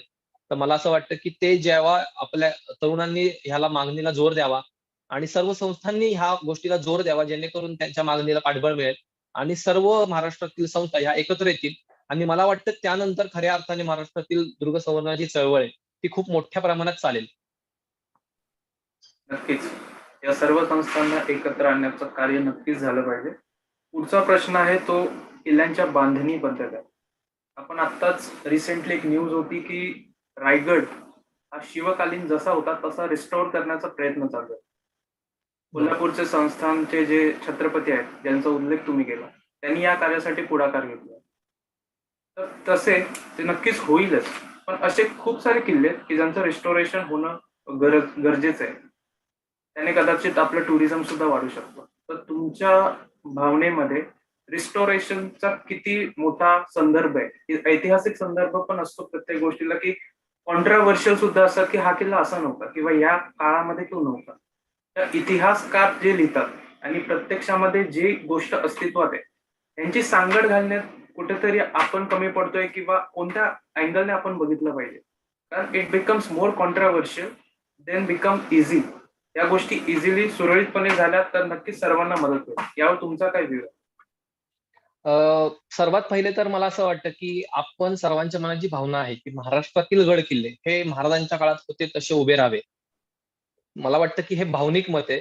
जर का तुम्ही थोडं आपण प्रत्येकाने विचार केला, की काय हे शक्य आहे का? तर हे नक्कीच शक्य नाहीये. का? तर हे मी निगेटिव्हिटीनं नाही बोलत आहे. कारण का आज जर का आपण ते परत बांधले, तर ते आपले किल्ले झाले. ते महाराजांचे किल्ले नाही उरत ना. महाराजांच्या किल्ल्यांचं महत्त्व का आहे? का तर ते महाराजांनी त्या काळात त्यांच्या हाताने बांधले. त्याचा एक ऐतिहासिक ठेवा आहे. त्याचं एक छोटंसं उदाहरण मी कायम आपल्या संस्थेतील मी तरुणांना देत असतो, की आपल्याला आज जी मोहेंजोदडो हरप्पा संस्कृती सापडली उत्खननामध्ये, ती उत्खननामध्ये सापडलेली संस्कृती सापडल्यानंतर आपण तिची पुनर्बांधणी करण्याचा कधी विचार केला का? की अरे आपल्याला काही सापडले, आपण ते परत बांधूयात. तर नाही. आपण काय प्रयत्न केला, की ती संस्कृती हा आपल्या भारतीय पुरातन संस्कृतीचा ठेवा आहे. आणि तो जसा आपल्याला आज मिळाला आहे तो तसाच पुढचे कैक वर्ष राहावा याची काळजी घेणं हे फार महत्वाचं आहे. आणि ते स्वतःच एक मोठं शिवधनुष्य आहे की ते जसंच्या तसं ठेवणं. आणि तो टास्क असल्यामुळे आज आपण ज्यावेळेस त्या संस्कृतीच्या उत्खननात सापडलेल्या वस्तूंकडे पाहतो तर आपल्याला त्यात आपला भूतकाळ जाणवतो की माझ्या पूर्वजांनी ह्या गोष्टी अनुभवलेल्या आहेत त्या आज मला बघायला मिळतात. तो जो भावना आहे तो जो फील आहे तोच माझ्यामध्ये गड किल्ल्यांच्या पडलेल्या वास्तूंमध्ये सुद्धा आहे. त्या पडलेल्या वास्तूंची आपण डागडोजी करू शकतो, त्यांचं संवर्धन करू शकतो. संवर्धन म्हणजे काय, तर जे जसं आहे ते तसं ठेवणं. जर का आपल्याला प्रत्येक किल्ल्याच्या जर का सर्व पडलेल्या जर का आपल्याला सर्व दगड आपल्याला मिळाले तर त्याची बांधणी होणं शक्य आहे. पण आज ती दुर्दैवाने तशी गोष्ट नाहीये. सर्व दगड तुटलेले आहेत, विखुरलेले आहेत. त्यामुळे बांधणी होणं शक्य नाही. आणि आज तुम्हाला आवडेल का की महाराष्ट्रातील गड किल्ल्यांवरती खाली महाराजांच्या काळातलं दगडाचं बांधकाम आणि त्याच्यावरती सिमेंटचं बांधकाम आपल्याला आवडेल का? तर नक्कीच नाही आवडणार. कारण का आजचं आपलं जी टेक्नॉलॉजी आहे ती आपण म्हणतो पुढे आहे, पण आपण पुढे नाही आहोत, आपण मागे आहोत. आपण जे साधनं वापरतो ती इतकी तकलादू आहेत की 50 वर्षाच्या वर टिकणं शक्य नसतं. आणि महाराजांच्या काळातली जी साधनं वापरली आहेत जी हजारो वर्ष टिकतील अशी बांधलेली आहेत. आजही गड किल्ल्यांच्या जर का आपण बांधणीतील बघाल, जंजिऱ्यासारखे किल्ले बघाल तर ते किल्ले आजही अभेद्य आहेत समुद्रात. आज समुद्रामध्ये आपण एखादा पूल बांधतो तर तो टिकेल का नाही याची शंका असते आपल्या मनात, कितीही मोठ्या कंपनीनं बांधला तरी. त्यामुळे मला असं वाटतं की गड किल्ले हे परत बांधणे यापेक्षा आपला सांस्कृतिक ठेवा आहे तो. आज तुम्ही कोणत्याही किल्ल्यावर जावा आणि त्या किल्ल्याच्या दगडाला स्पर्श करा, तुम्हाला काय जाणवेल की महाराजांच्या काळातला हा दगड आहे. या दगडाला कदाचित महाराजांच्या काळातील एखाद्या सेनानीने किंवा स्वतः महाराजांनी हात लावला असेल, तिथं मी आज हात लावतोय. हा फील, ही भावना तुम्हाला ती पुनर्बांधणी झाल्यावर येईल का? तर नाही. त्यामुळे मला असं वाटतं की सांस्कृतिक आपला हा ठेवा हा जितका जोपासता येईल तितका जोपासावा. जितकं संवर्धन त्याचं शक्य आहे तांत्रिक दृष्टीने सर्व गोष्टींमध्ये राहून तितकं ते करावं. आणि तिथून पुढे माझ्या मते आपल्या सर्वांसमोर एकच ध्येय असावं की आपलं हे जे सांस्कृतिक शिवरायांनी उभं केलेलं जे आपल्या समोर जो ठेवा आहे तो आपल्याच्या पुढच्या ज्या 100-200 लोक जे आपल्या वर्षांनी जे येतील त्यांनाही तो तसाच बघायला मिळावा. आणि त्यातूनही त्यांना तोच भाव मिळावा जो आज आपल्याला मिळतो. त्यामुळे संवर्धनाच्या ह्या भूमिकेबद्दल हे माझं मत आहे, हे माझं वैयक्तिक मत आहे. कदाचित अनेकांचं त्याबद्दल वेगवेगळं मत असू शकतं, पण मला असं वाटतं भावनिक न होता प्रॅक्टिकल होऊन विचार करणं गरजेचं आहे. आणि ह्या गोष्टींचा विचार आपण प्रत्येकाने करावा असं मला वाटतं. नक्कीच. आपण बऱ्याच वेळा बघतो की जेव्हा एखाद्या गड किल्ल्याचं संवर्धन केलं जातं उत्खननामध्ये बऱ्याचशा पौराणिक गोष्टी आढळतात. मध्यंतरी आम्ही असं ऐकलेलं की एक शिवलिंग सापडलं. तसं तुमच्या संवर्धनाच्या कार्यामध्ये तुम्हाला अशी कोणती गोष्ट आढळली का? हा प्रश्न तुम्ही केला ते फार योग्य झालं. कारण का यामध्ये सुद्धा संस्थांच्या कार्यांची सीमा काय असते हे आपल्याला सर्वांना समजून येईल. गड किल्ले संवर्धन करताना ज्यावेळेस आपण सर्व तरुण जातो आपल्या मनात ही भावना असते की आपण मोठी क्रांती करायला चाललो आहेत आणि आपण उद्या महाराष्ट्राचा समोर एखादी मोठी गोष्ट आणून ठेवणार आहोत. आणि त्या भावनेने आपण भारावलेले असतो. आणि ते भारावलेलं पण आपल्या हातात मला वाटतं की 100 हत्तींचं बळ देतं. आणि हे मी स्वतः अनुभवलंय. जे काम मला शहरात राहून खाली घरात मला जे जमणार नाही ते काम मी 100 पटीने मोठ्या प्रमाणात गड किल्ल्यांवर करतो. कारण का ती शक्ती माझ्या अंगात संचारलेली असते. पण ती शक्ती थोडी जरी आपल्या हाताबाहेर गेली तर आपल्या हातून खूप मोठ्या चुका होऊ शकतात. हे मी हायलाइट करू इच्छितो तुमच्या प्रश्नामार्फत. कारण तुमचा प्रश्न असा होता की अशा उत्खननामध्ये आपल्याला काय सापडतं. मला सर्वात पहिले असं वाटतं की संस्थांनी उत्खनन ह्या प्रकारात न पडलेलं जास्त योग्य. कारण आपण कोणी टेक्निकल पर्सन नाही आहोत. आज कोणत्याही ऐतिहासिक गोष्टीचं उत्खनन करताना आपण कुदळ फावड्याने उत्खनन करतो का फक्त? तर नाही. अनेक तांत्रिक लोक, अनेक टेक्निकल पर्सन्स तिथे येऊन त्यांची जी एक्सकॅव्हेशनची टीम असते भारतीय पुरातत्व विभागातून जे पदवीधर असतात ते पदवीधर लोक पाहणी करून त्याचा पूर्ण आराखडा बनवून त्याचं पद्धतशीर म्हणजे अगदी ब्रशने कोरण्यापासून छोट्या छोट्या गोष्टी ते हाताळतात आणि ते निवडतात त्यातून कोणती पद्धत. त्यावर उत्खनन अभावी असतं आणि त्यावरून आपल्याला जे आपल्याला सापडतात आज रायगडवरती ज्या गोष्टी सापडतायत ते त्यामुळेच त्याचं श्रेय आहे. एक छोटीशी टाचणी, एका छोटासा खिळा आपल्याला इतिहासातील मोठी गोष्ट सांगू शकतो. त्यामुळे ज्यावेळेस संस्था आपण म्हणून ज्यावेळेस त्या किल्ल्यांवर जातो आणि आपण भावनेच्या भरात एखाद्या किल्ल्यावरती उत्खनन करायला लागतो त्यावेळेस आपण भारतीय पुरातत्व विभागाने ठरवून दिलेल्या किंवा भारतीय शासन व्यवस्थेने आपल्याला ठरवून दिलेल्या नियमांचं उल्लंघन आपण करत असतो हे आपल्याला जाणीव नाहीये. कारण का आपल्यावर लक्ष ठेवायला प्रशासनाची टीम किल्ल्यांवर नाहीये. ती असती तर आपल्याला ती त्यांनी अडवलं असतं. पण त्याचा एक दुसरा तोटा हाही आहे की प्रशासन स्वतः काही करत नाही, ह्या भावनेने आपण ते करायला जातो. तर मला असं वाटतं की ही भावना जर का आपल्या मनात असेल, तर मला वाटतं प्रशासनाच्या नजरेत ही गोष्ट आणून देणं गरजेचं आहे. आणि त्याचं महत्त्व लक्षात आल्यानंतर प्रशासन ते काम करतं, हे आज तुम्हाला रायगडवर बघायला मिळेल. 700 कोटीचा रायगड विकास प्राधिकरणाचा जो फंड आलाय, तो भलेही पूर्ण रायगड जिल्ह्याच्या विकासासाठी आहे, पण त्यातील कित्येक करोड खर्च आज रायगडवर होतोय. तो कशामुळे होतोय? तर युवकांनी अनेक वेळेला हे दाखवून दिलं, की रायगड किल्ल्यावर उत्खनन करणं गरजेचं आहे. आणि त्यामुळे ज्यावेळेस सरकारने हा पुढाकार घेतला, एक प्राधिकरणाची टीम बनवली. त्या टीमवरती अनेक आपण हिरे-माणिके म्हणतो तशी माणसं, मौल्यवान माणसं तिथे निवडली आणि ती माणसं आज किल्ल्यावर काम करतात. त्यावेळेस आपल्याला किल्ल्यावरती खिळानखिळा सापडतो आणि तो सापडलेली एक आणि एक गोष्ट आज किल्ल्यावर जपून ठेवली जाते. हा किती महत्वाचा एक ठेवा आहे. आणि तुमच्या प्रश्नातूनच मी एक उत्तर देऊ शकतो, की अ, उत्खननातून काय निघू शकतं? तर आपल्याला असं वाटतं, की फक्त सोन्याची नाणी निघतील, तलवार निघेल, अजून काही निघेल. मी सांगतो त्या पलीकडे जाऊन इतिहासाचा सर्वात मोठा पुरावा हा उत्खननातून निघतो. याची आपल्याला जाणीव नसते. रायगडवरती ज्यावेळेस उत्खननाची पहिली एक्सक्लेव्हेशन झाली 2 वर्षापूर्वी, त्यावेळेस त्याच्या आधीच्या काळात ज्यावेळेस मला वाटतं, की आपण प्रत्येक जण रायगडवर गेला असाल, प्रत्येकाने ही आख्यायिका ऐकली असेल, की इंग्रजांनी तोफाचा मारा केल्यामुळे किल्ला हा गेले 30 दिवस जळत होता. किल्ल्याची राख-रांगोळी त्याच्यामुळे झाली. हे आपण तोपर्यंत सर्व मानत होतो. किल्ल्यावरील गाईडही तेच सांगत होते आणि आपण प्रत्येक पुस्तकात तेच वाचलं होतं.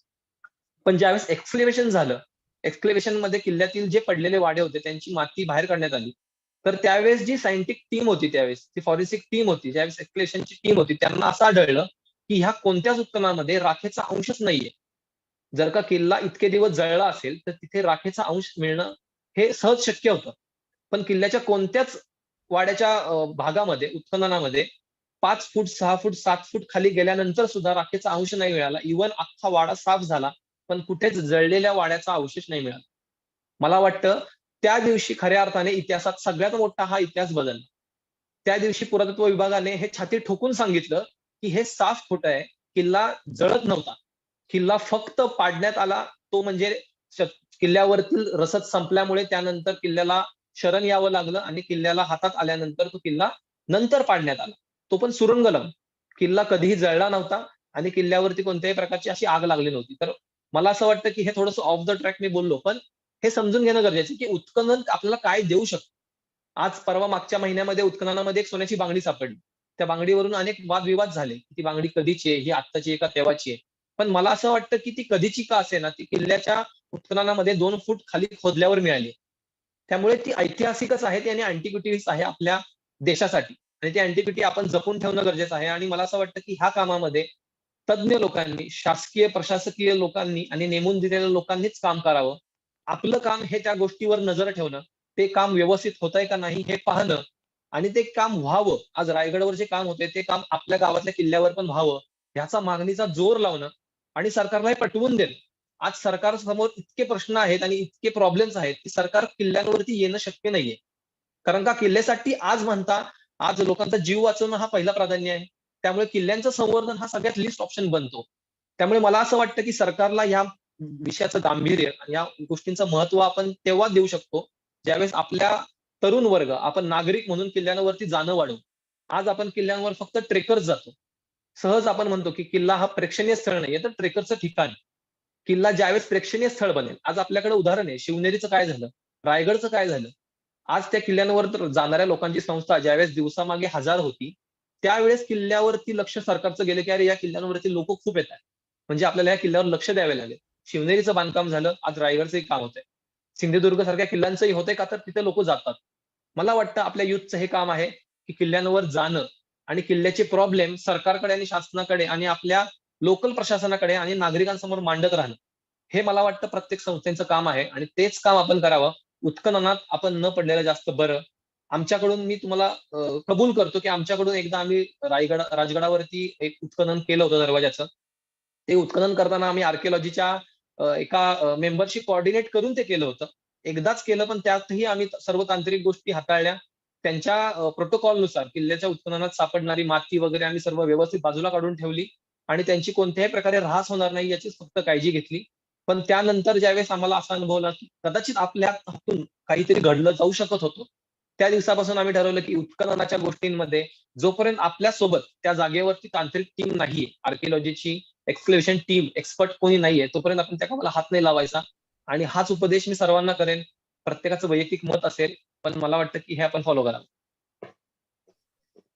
बऱ्याचशा गोष्टी आम्हाला माहित नव्हत्या आणि तुमच्या माध्यमातून आम्हाला या कळतंय. We are actually very thankful to you. Next question हा तुमच्या पहिल्या प्रश्नाच्या उत्तराशी जोडला गेला. तो प्रश्न हा की शहरी भागात आम्ही वाढलोय. बऱ्याच जणांना ज्या संस्थेचं तुम्ही नाव घेतलं आता, पुरातत्व खातं, ते आर्किओलॉजिकल सर्व्हे ऑफ इंडिया याबद्दल माहिती सुद्धा नाही. तर आर्किओलॉजी सर्व्हे ऑफ इंडिया महाराष्ट्रात काय करतंय आणि त्यांनी आजवर काय केलं, किंबहुना ते त्यांचं कार्य काय आहे, त्यांचं ज्युरिस्डिक्शन काय आहे, हे तुम्ही सांगाल तर बरं होईल. बरोबर आहे. भारतीय पुरातत्व विभाग यांचं सर्वात महत्वाचं काम हे असतं की महाराष्ट्रात किंवा भारतभरात ज्या काही ऐतिहासिक वास्तू सापडतात, आज सापडल्यात किंवा आधीच्या आहेत. आज आपल्याला असं कळतं की आज आपल्याला इकडे ही विहीर सापडली, आज आपल्याला हे भुयार सापडलं. ज्याही वेळेस ही गोष्ट सापडते त्यावेळेस त्या गोष्टीचा कंट्रोल हा ASI कडे जातो. भारतीय पुरातत्व विभाग त्या गोष्टीची पाहणी करतं, त्यावरती नियमावली बनवतं आणि त्या हिशोबाने त्या गोष्टीची देखरेख कशी करायची याची जबाबदारी ते पाहतं. पण ह्यामध्ये सगळ्यात मोठा एक मी म्हणतो की एक कच्चा धागा हा आहे की ह्या ASI ची जी बांधणी म्हणजे भारतातील बऱ्याच कायद्यांची बांधणी ही इंग्रजांच्या काळात झाली. भारतीय पुरातत्व विभाग हे सुद्धा त्याच काळात बांधलेलं आहे आणि त्याच काळांमध्ये ह्या भारतीय पुरातत्व विभागाची नियमावली बांधली गेली होती. त्यामुळे त्या नियमावलीमध्ये आज आपल्याला जे वाटतं की महाराष्ट्रातील किल्ले हे पूर्ववत आपल्याला दिसावेत, ही भावना नव्हती. त्या काळात ती भावना एवढीच होती की जे आहे ते फक्त तसंच्या तसं जतन करा. त्यामध्ये संवर्धनाची भावना ही प्रकर्षाने मांडलीच नव्हती. त्यामुळे आपल्या भारताच्या ह्या कायद्यामध्येच ही कमतरता आहे आणि ही कमतरता प्रत्येक गड किल्ले संवर्धन काम करणाऱ्या आणि महाराष्ट्रातील प्रत्येक ज्या लोकांना ASIचं काम माहितीये त्या लोकांना जाणवते. ही ASI ची चूक नाहीये, तर ती कायद्यातली चूक आहे. ती कायद्यातली चूक बदलणं हा खूप मोठा प्रश्न आहे आणि ते काम आपल्यासारख्या लोकांचं नसून ते फार मोठ्या लेवलचं काम आहे. पण मला असं वाटतं ती कायद्याची पुनर्विचार, त्या पुनर्बांधणी होणं गरजेचं आहे आणि त्यामध्ये फक्त देखरेख म्हणजे त्याची सिक्युरिटी हा भाग नसला पाहिजे. तर त्या प्रत्येक किल्ल्याची जडणघडण, त्या किल्ल्यावरचं जे येणं जाणं आहे लोकांचं, त्यावरही कंट्रोल असला पाहिजे. किंवा प्रत्येक वेळेस आपण असं म्हणतो की ASI हे करू नका म्हणतं, पण ASI हे करा असं फार म्हणताना आपण कधी ऐकलं नाहीये. त्यामुळे हा दुवा याच्यामुळे आहे की इंग्रजांनी ASI ची निर्मिती ही फक्त देखरेख आणि पाहणी करण्याच्या हिशोबाने बनवली होती आणि त्यामध्ये काही करणं किंवा कन्स्ट्रक्टिव्ह काम होणं हे कधी त्यांच्या प्रोपोगंडामध्ये नव्हतं. त्यामुळे ते आपल्या आज तोच कायदा आपण वापरत असल्यामुळे त्यामध्ये ते दिसून येत नाही आणि तीच उदासीनता आपल्याला ASI मध्ये दिसते. त्यात ASI ची चूक आहे असं म्हणता येणार नाही किंवा आज जे अधिकारी आपल्या किल्ल्यांवर दिसतात त्यांच्यावर आपण कायम रोष काढतो. तो त्यांचा रोष नाहीये, तेही नियमांमध्ये अडकलेले आहेत. त्यांचेही हातपाय बांधले गेलेले आहेत. त्यांनाही काही गोष्टी करताना अनेक बंधन आहेत. तर मला असं वाटतं की या कायद्याकडे बघणं गरजेचं आहे आणि मला वाटतं जेव्हा फोर्ट फेडरेशन नावाची जी कन्सेप्ट आहे ती ज्यावेळेस येईल, ती मोठ्या प्रमाणे जोर लावून ह्या कायद्यांमध्ये बदल करण्यासाठी किंवा ASIच्या गोष्टींमध्ये काही फेरविचार करण्यासाठी आपण त्यांना प्रेशराईज करू शकतो. त्यासाठी फोर्ट फेडरेशन लवकरात लवकर निर्माण होणं गरजेचं आहे आणि तरुणांचा त्याबद्दलचा अप्रोच असणं गरजेचं आहे. तोपर्यंत मला असं वाटतं की ASIला दोष न लावता आपण त्यांचा प्रॉब्लेम समजून घेणं गरजेचं आहे आणि त्या कचोटीमध्ये राहून सध्या काय पॉसिबल आहे ते करणं गरजेचं आहे. असं नाहीये की आपण आता काहीच करू शकत नाही. करू शकतो. ASIच्या अखत्यारीत राहून सुद्धा आपण बऱ्याचशा गोष्टी करू शकतो आणि मला असं वाटतं की त्या गोष्टी आज किल्ल्यांची स्वच्छता करणं काय कुठलीच प्रशासन आपल्याला अडवत नाही. ASI अडवत नाही आणि कोणीच अडवत नाही. अडवतो कोणत्या गोष्टीला तर उत्खननाला, किल्ल्यावर एखादी बांधणी करण्याला, किल्ल्यावर शौचालय बांधायचं असेल तर त्याला. तर त्या गोष्टी आपण थोड्या दिवसांसाठी समजावून घेऊ शकतो आणि मला असं वाटतं की पाठपुरावा केला. अनेक पत्र जर का सरकारकडे पोहोचली तर त्या पत्रांना उत्तर मिळतं याचा अनुभव आम्हाला आहे. आम्ही भारतीय आपल्या सरकारकडे आम्ही या गोष्टीचा पाठपुरावा केला होता की रायगडवरील प्लास्टिक समस्येवरती तुम्ही उत्तर द्या आणि त्यावरती आम्हाला पंतप्रधान कार्यालयातून उत्तर आलं होतं आणि त्याची अंमलबजावणी सुद्धा आम्ही आमच्या डोळ्यांनी पाहिली आहे. रायगड किल्ल्याच्या आसपासामध्ये प्लास्टिकच्या जे बंदी घालणं गरजेचं होतं त्या बंदी घालण्यात गेल्यात आलेल्या. त्या भले तात्पुरत्या स्वरूपात होत्या कारण का त्याला आपल्याच लोकांनी विरोध केला की प्लास्टिकवरची बंदी उठवा आणि त्यामुळे ती बंदी उठवली गेली. पण रायगड किल्ल्यावरती काही काळासाठी प्लास्टिक बंदी लागली गेली होती. तर मला असं वाटतं की सरकारकडे प्रत्येक वेळेस अपेक्षा ठेवण्यापेक्षा आपण गोष्टींना किती सिरियसली घेतो ते पाहणं गरजेचं आहे. ज्या प्लास्टिक बंदीमुळं आज आपण खूप काही गोष्टी साध्य करू शकलो असतो. त्या गोष्टीला आपल्याच लोकांनी विरोध केल्यामुळे आज ती प्लास्टिक बंदी उठवली गेली. त्यामुळे मला असं वाटतं की प्रत्येक गोष्टीचा वेगवेगळ्या अँगलने विचार करणं गरजेचं आहे आणि त्या हिशोबाने सरकारच्या किंवा ASIच्या कामाकडे बघणं गरजेचं आहे. स्पोर्ट फेडरेशनची जी तुम्ही कन्सेप्ट मांडली किंवा जी अस्तित्वात होऊ घातली, त्यासाठी आपण नक्कीच आशावादित आहोत की ती लवकरच येईल. पुढचा प्रश्न खूपच गंभीर आहे. जसं आपण बघतो की 15 ऑगस्ट आणि 26 जानेवारी मोस्ट ऑफ द लोक याच दिवशी त्यांना त्यांची देशभक्ती आढळते. मधला काळ आहे, त्यामध्ये त्यांना ती देशभक्ती आढळत नाही. तसंच तुम्हाला असं नाही वाटत का की राज्याभिषेक म्हणा, शिवजयंती म्हणा, याच काळामध्ये दुर्ग संवर्धन हा मीडियामध्ये उचलला जाणारा विषय हा सीझनल झालाय का? आणि दुसरा प्रश्न याला असा जोडू नये की बराचसा जो तरुण वर्ग आहे हा सोशल मीडियाशी जसं तुम्ही म्हटलात की जोडला गेला आणि त्यामध्येच गुंतला गेलाय. शो ऑफ आणि या सगळ्या गोष्टींसाठी ट्रेकिंगला जाणं आणि फक्त तो तात्पुरता त्याच टाइम बाउंड मध्ये राहणारा तो विषय झालाय का? हो, नक्कीच. या प्रश्नाचं तुम्ही म्हणलास त्याप्रमाणे फार गंभीर असं उत्तर देखील आहे. कारण का जर का आज तुम्ही बघाल तर तुम्हाला प्रकर्षाने काही गोष्टी जाणवतील. महाराष्ट्रामध्ये काही ट्रेकर्स गड किल्ल्यांवर जातात आणि गड किल्ल्यांच्या वास्तूंवरती विचित्र पद्धतीने बसून किंवा तोफांवरती बसून, ऐतिहासिक वारसांवरती बसून फोटो काढतात. तर त्या करण्यामध्ये बऱ्याच वेळेला अशा होतात की त्यांच्यावर टीका होतात. अनेक ठिकाणी मारझोडीची उदाहरणं आपल्याला समोर दिसतात. पण मी त्या पलीकडे जाऊन बघतो की ह्या लोकांच्या मनात किती अज्ञान आहे किंवा ह्या लोकांना किती अजाणतेपणे यांच्याकडून हे कृत्य होतंय. ते काही मुद्दामून अपमान करायच्या उद्देशाने करत असतील असं मला कधीच वाटत नाही. त्यांच्याकडून ते नकळत होतं. का तर त्यांच्याकडे नॉलेजच नाहीये की ह्या किल्ल्यातील या तोफेचं किंवा या वास्तूचं काय महत्व आहे. त्यामुळे मला असं सगळ्यात पहिले वाटतं की ही उदासीनता जी तरुणांमध्ये आहे, ती यामुळे आहे की गड किल्ल्यांकडे आपण पडक्या वास्तू आणि ट्रेकिंगला जाण्यासाठी खडतर एखादं साधन म्हणून बघतो. ह्या पलीकडे आपण गड किल्ल्यांकडे बघत नाही. स्फूर्ती घेण्याची आणि क्रांती घेण्याची ही ठिकाणं आहेत, हे आपल्यातील फार कमी लोक मानतात.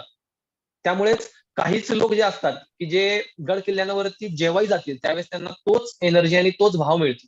पण आपण जसं मगाशी म्हणलात, की शिवजयंती आली, कोणताही शिवरायांचा पराक्रमाचा दिवस आला, की आपल्याला शिवाजी महाराज आठवतात. आपले स्टेटस, आपला सोशल मीडिया फ्लोट होऊन जातो त्या क्रांतीने आणि ती क्रांती जितक्या बूमने मोठी होते, तितक्या बूमने फुटते.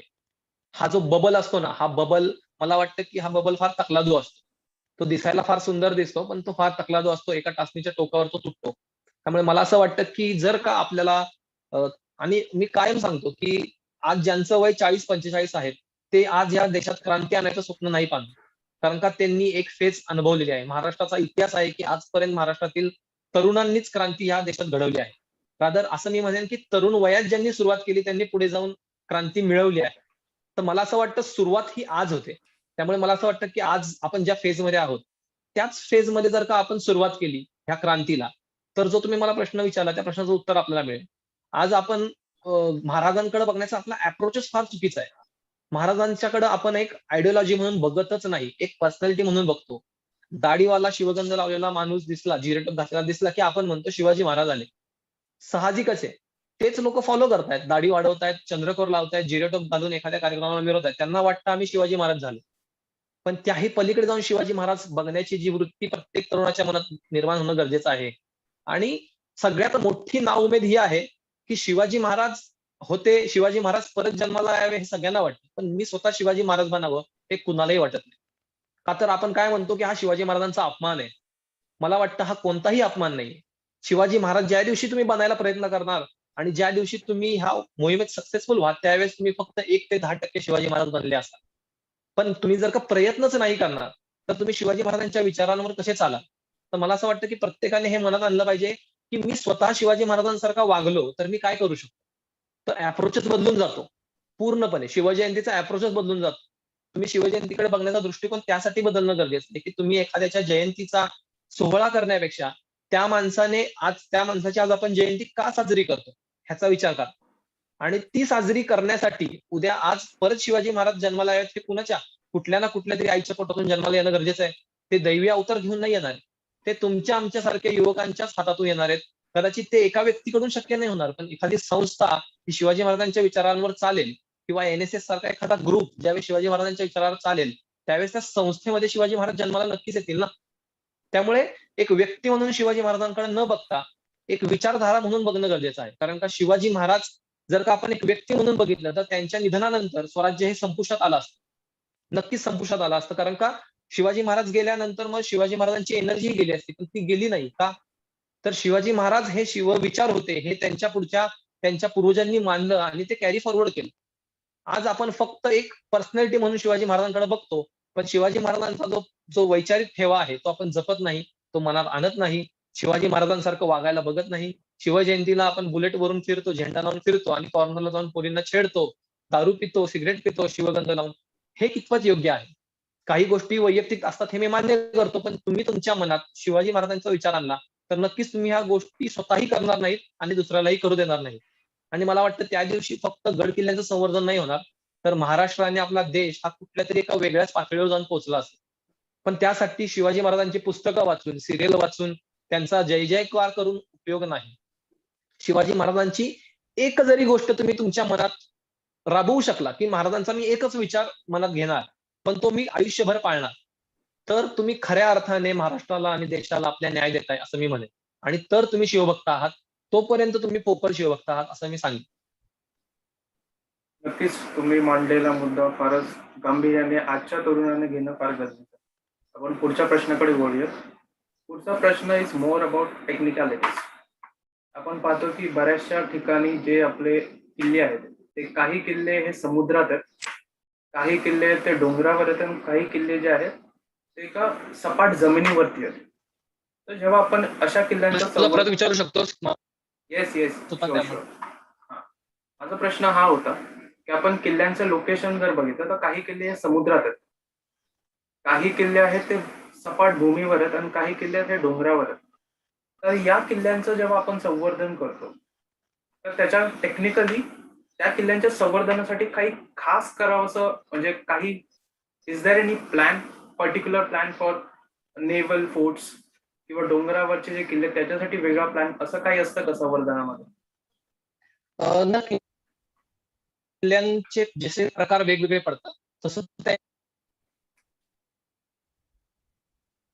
माफ करा सर, तुमचा आवाज येत नाहीये.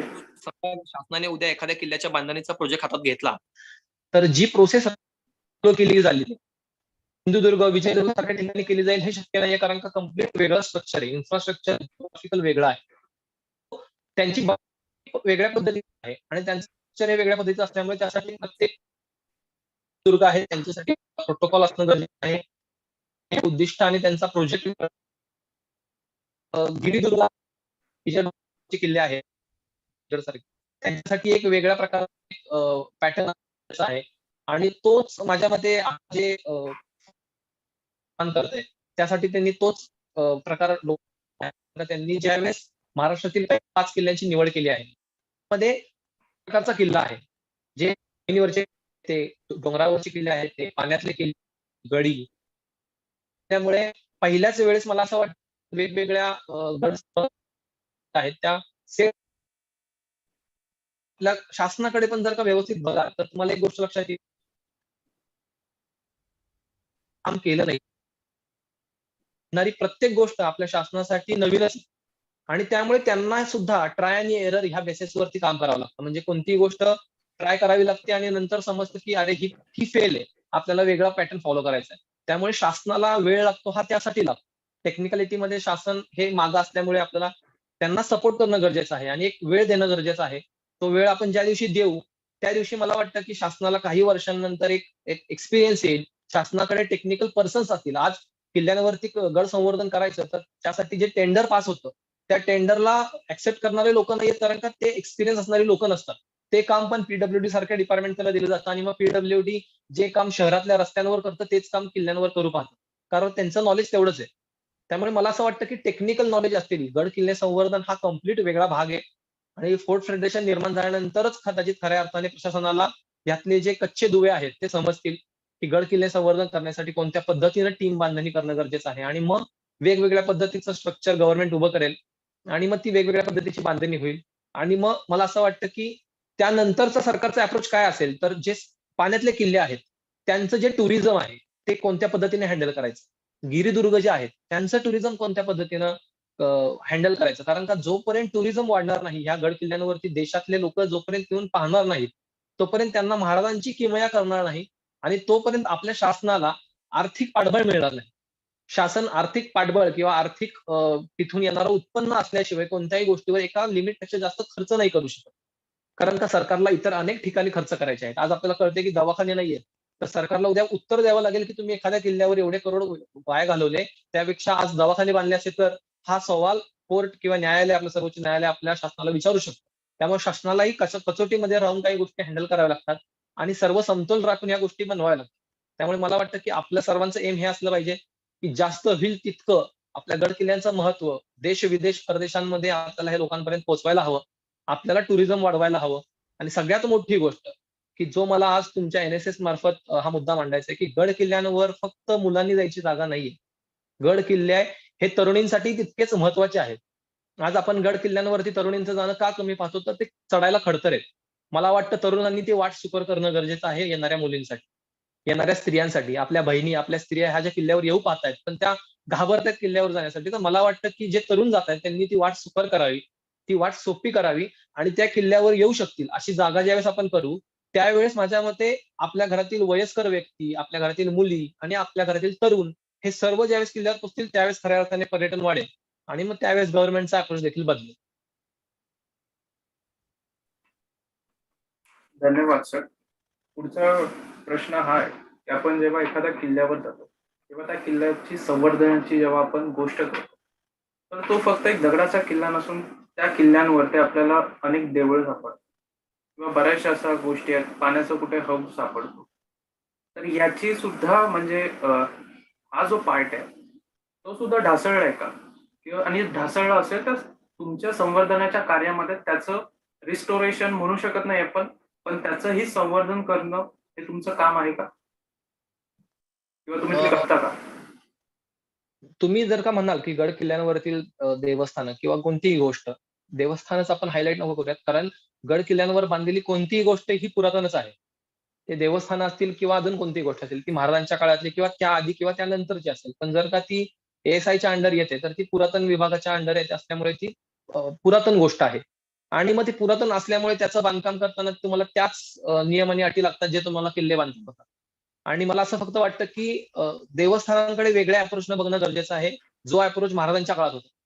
आज तुम्ही रायगडवर जाल, तर जगदीश्वर मंदिर बघाल, तर जगदीश्वर मंदिराची बांधणी जर का तुम्ही नीट बघाल, तर देवाचा गाभारा हा अत्यंत छोटा आहे आणि गाभाऱ्याचं दर्शन घेणाऱ्या येणाऱ्या भाविकांसाठी जी बांधलेली जागा आहे ती प्रशस्त आहे. तर तुम्ही हा अप्रोच महाराजांचा लक्षात घ्या, की महाराजांनी मंदिर हे छोटंसं बांधलं, पण त्या मंदिराच्या अवतीभवती जी धर्मशाळा बांधली ती फार मोठी बांधली. त्याच्या मागचं उद्दिष्ट काय आहे, की महाराजांच्या काळात जे किल्ल्यांवरती लढाऊ सैनिकांच्या व्यतिरिक्त जे लोक यायचे, ज्यांना किल्ल्यावरती महाराजांच्या राजाश्रयात राहायचं असायचं, असे जे गरीब, जी त्रासलेली जनता होती, ती आल्यावर किल्ल्यावर कुठे राहील? तर ती ह्या धर्मशाळेत, किल्ल्यांवरच्या ह्या देवळात राहील. आजही तुम्ही कोणत्याही किल्ल्यावर जाल, तर तुम्ही कुठे राहता? देवळात राहता. का तर किल्ल्यावरती एकमेव छप्पर शिल्लक असलेली जागा तर देवळच असतात. त्यामुळे ह्या देवळांकडे बघण्याचा अप्रोच हा शासनाचा कसा आहे यापेक्षा मला वाटतं, की आपला कसा असावा आणि महाराजांचा कसा होता, हे जास्त गरजेचं आहे. कारण का आज महाराजांच्या काळात जो अप्रोच होता तोच आपण ठेवणं गरजेचं आहे, की किल्ल्यांवरची देवळं ही आज आपल्यासारख्या ट्रेकर्सला किंवा आज आपल्यासारख्या शिवभक्तांना ज्यावेळेस जातो, त्यावेळेस आसरा घेण्यासाठी, सावलीसाठी, 2 घटका विश्रांतीसाठीचे एक ठिकाण आहे. तर त्याकडे फक्त एक देवस्थान म्हणून न बघता, एक धर्मशाळा म्हणून जर का बघितलं, तर देवस्थानासोबतच त्या धर्मशाळेचा जीर्णोद्धार करणं गरजेचं आहे. आणि ज्या प्रकारे एखाद्या शहरातील देवस्थान ज्या सर्व सुखसोयी किल्ल्यांवरती देतं, त्याच प्रकारे मला असं वाटतं, की जर का एखाद्या किल्ल्यावरती स्थानिक ग्रामस्थांचं एक देवस्थान असेल, तर त्या देवस्थानाला आपण धर्मशाळेमध्ये कसं बनवू शकतो? आणि किल्ल्यावरती येणाऱ्या वाटसरूंना, किल्ल्यावरती येणाऱ्या पर्यटकांना एक आसरा कसा मिळू शकेल? हा अप्रोच जर का देवस्थानांकडे ठेवला, तर देवस्थानाची निगा आपोआप भाविकांकडून राखली जाईल, असं मला वाटतं. त्यामुळे देवळांकडचा अप्रोच हा माझा बघण्याचा हा थोडा ह्या पद्धतीचा आहे.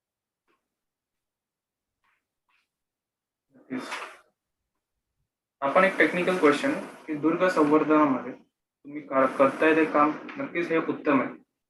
पण प्रत्येक गोष्टीला त्याचा एक स्कोप आणि त्याच गोष्टीला त्याचे एक लिमिटेशन सुद्धा असतं.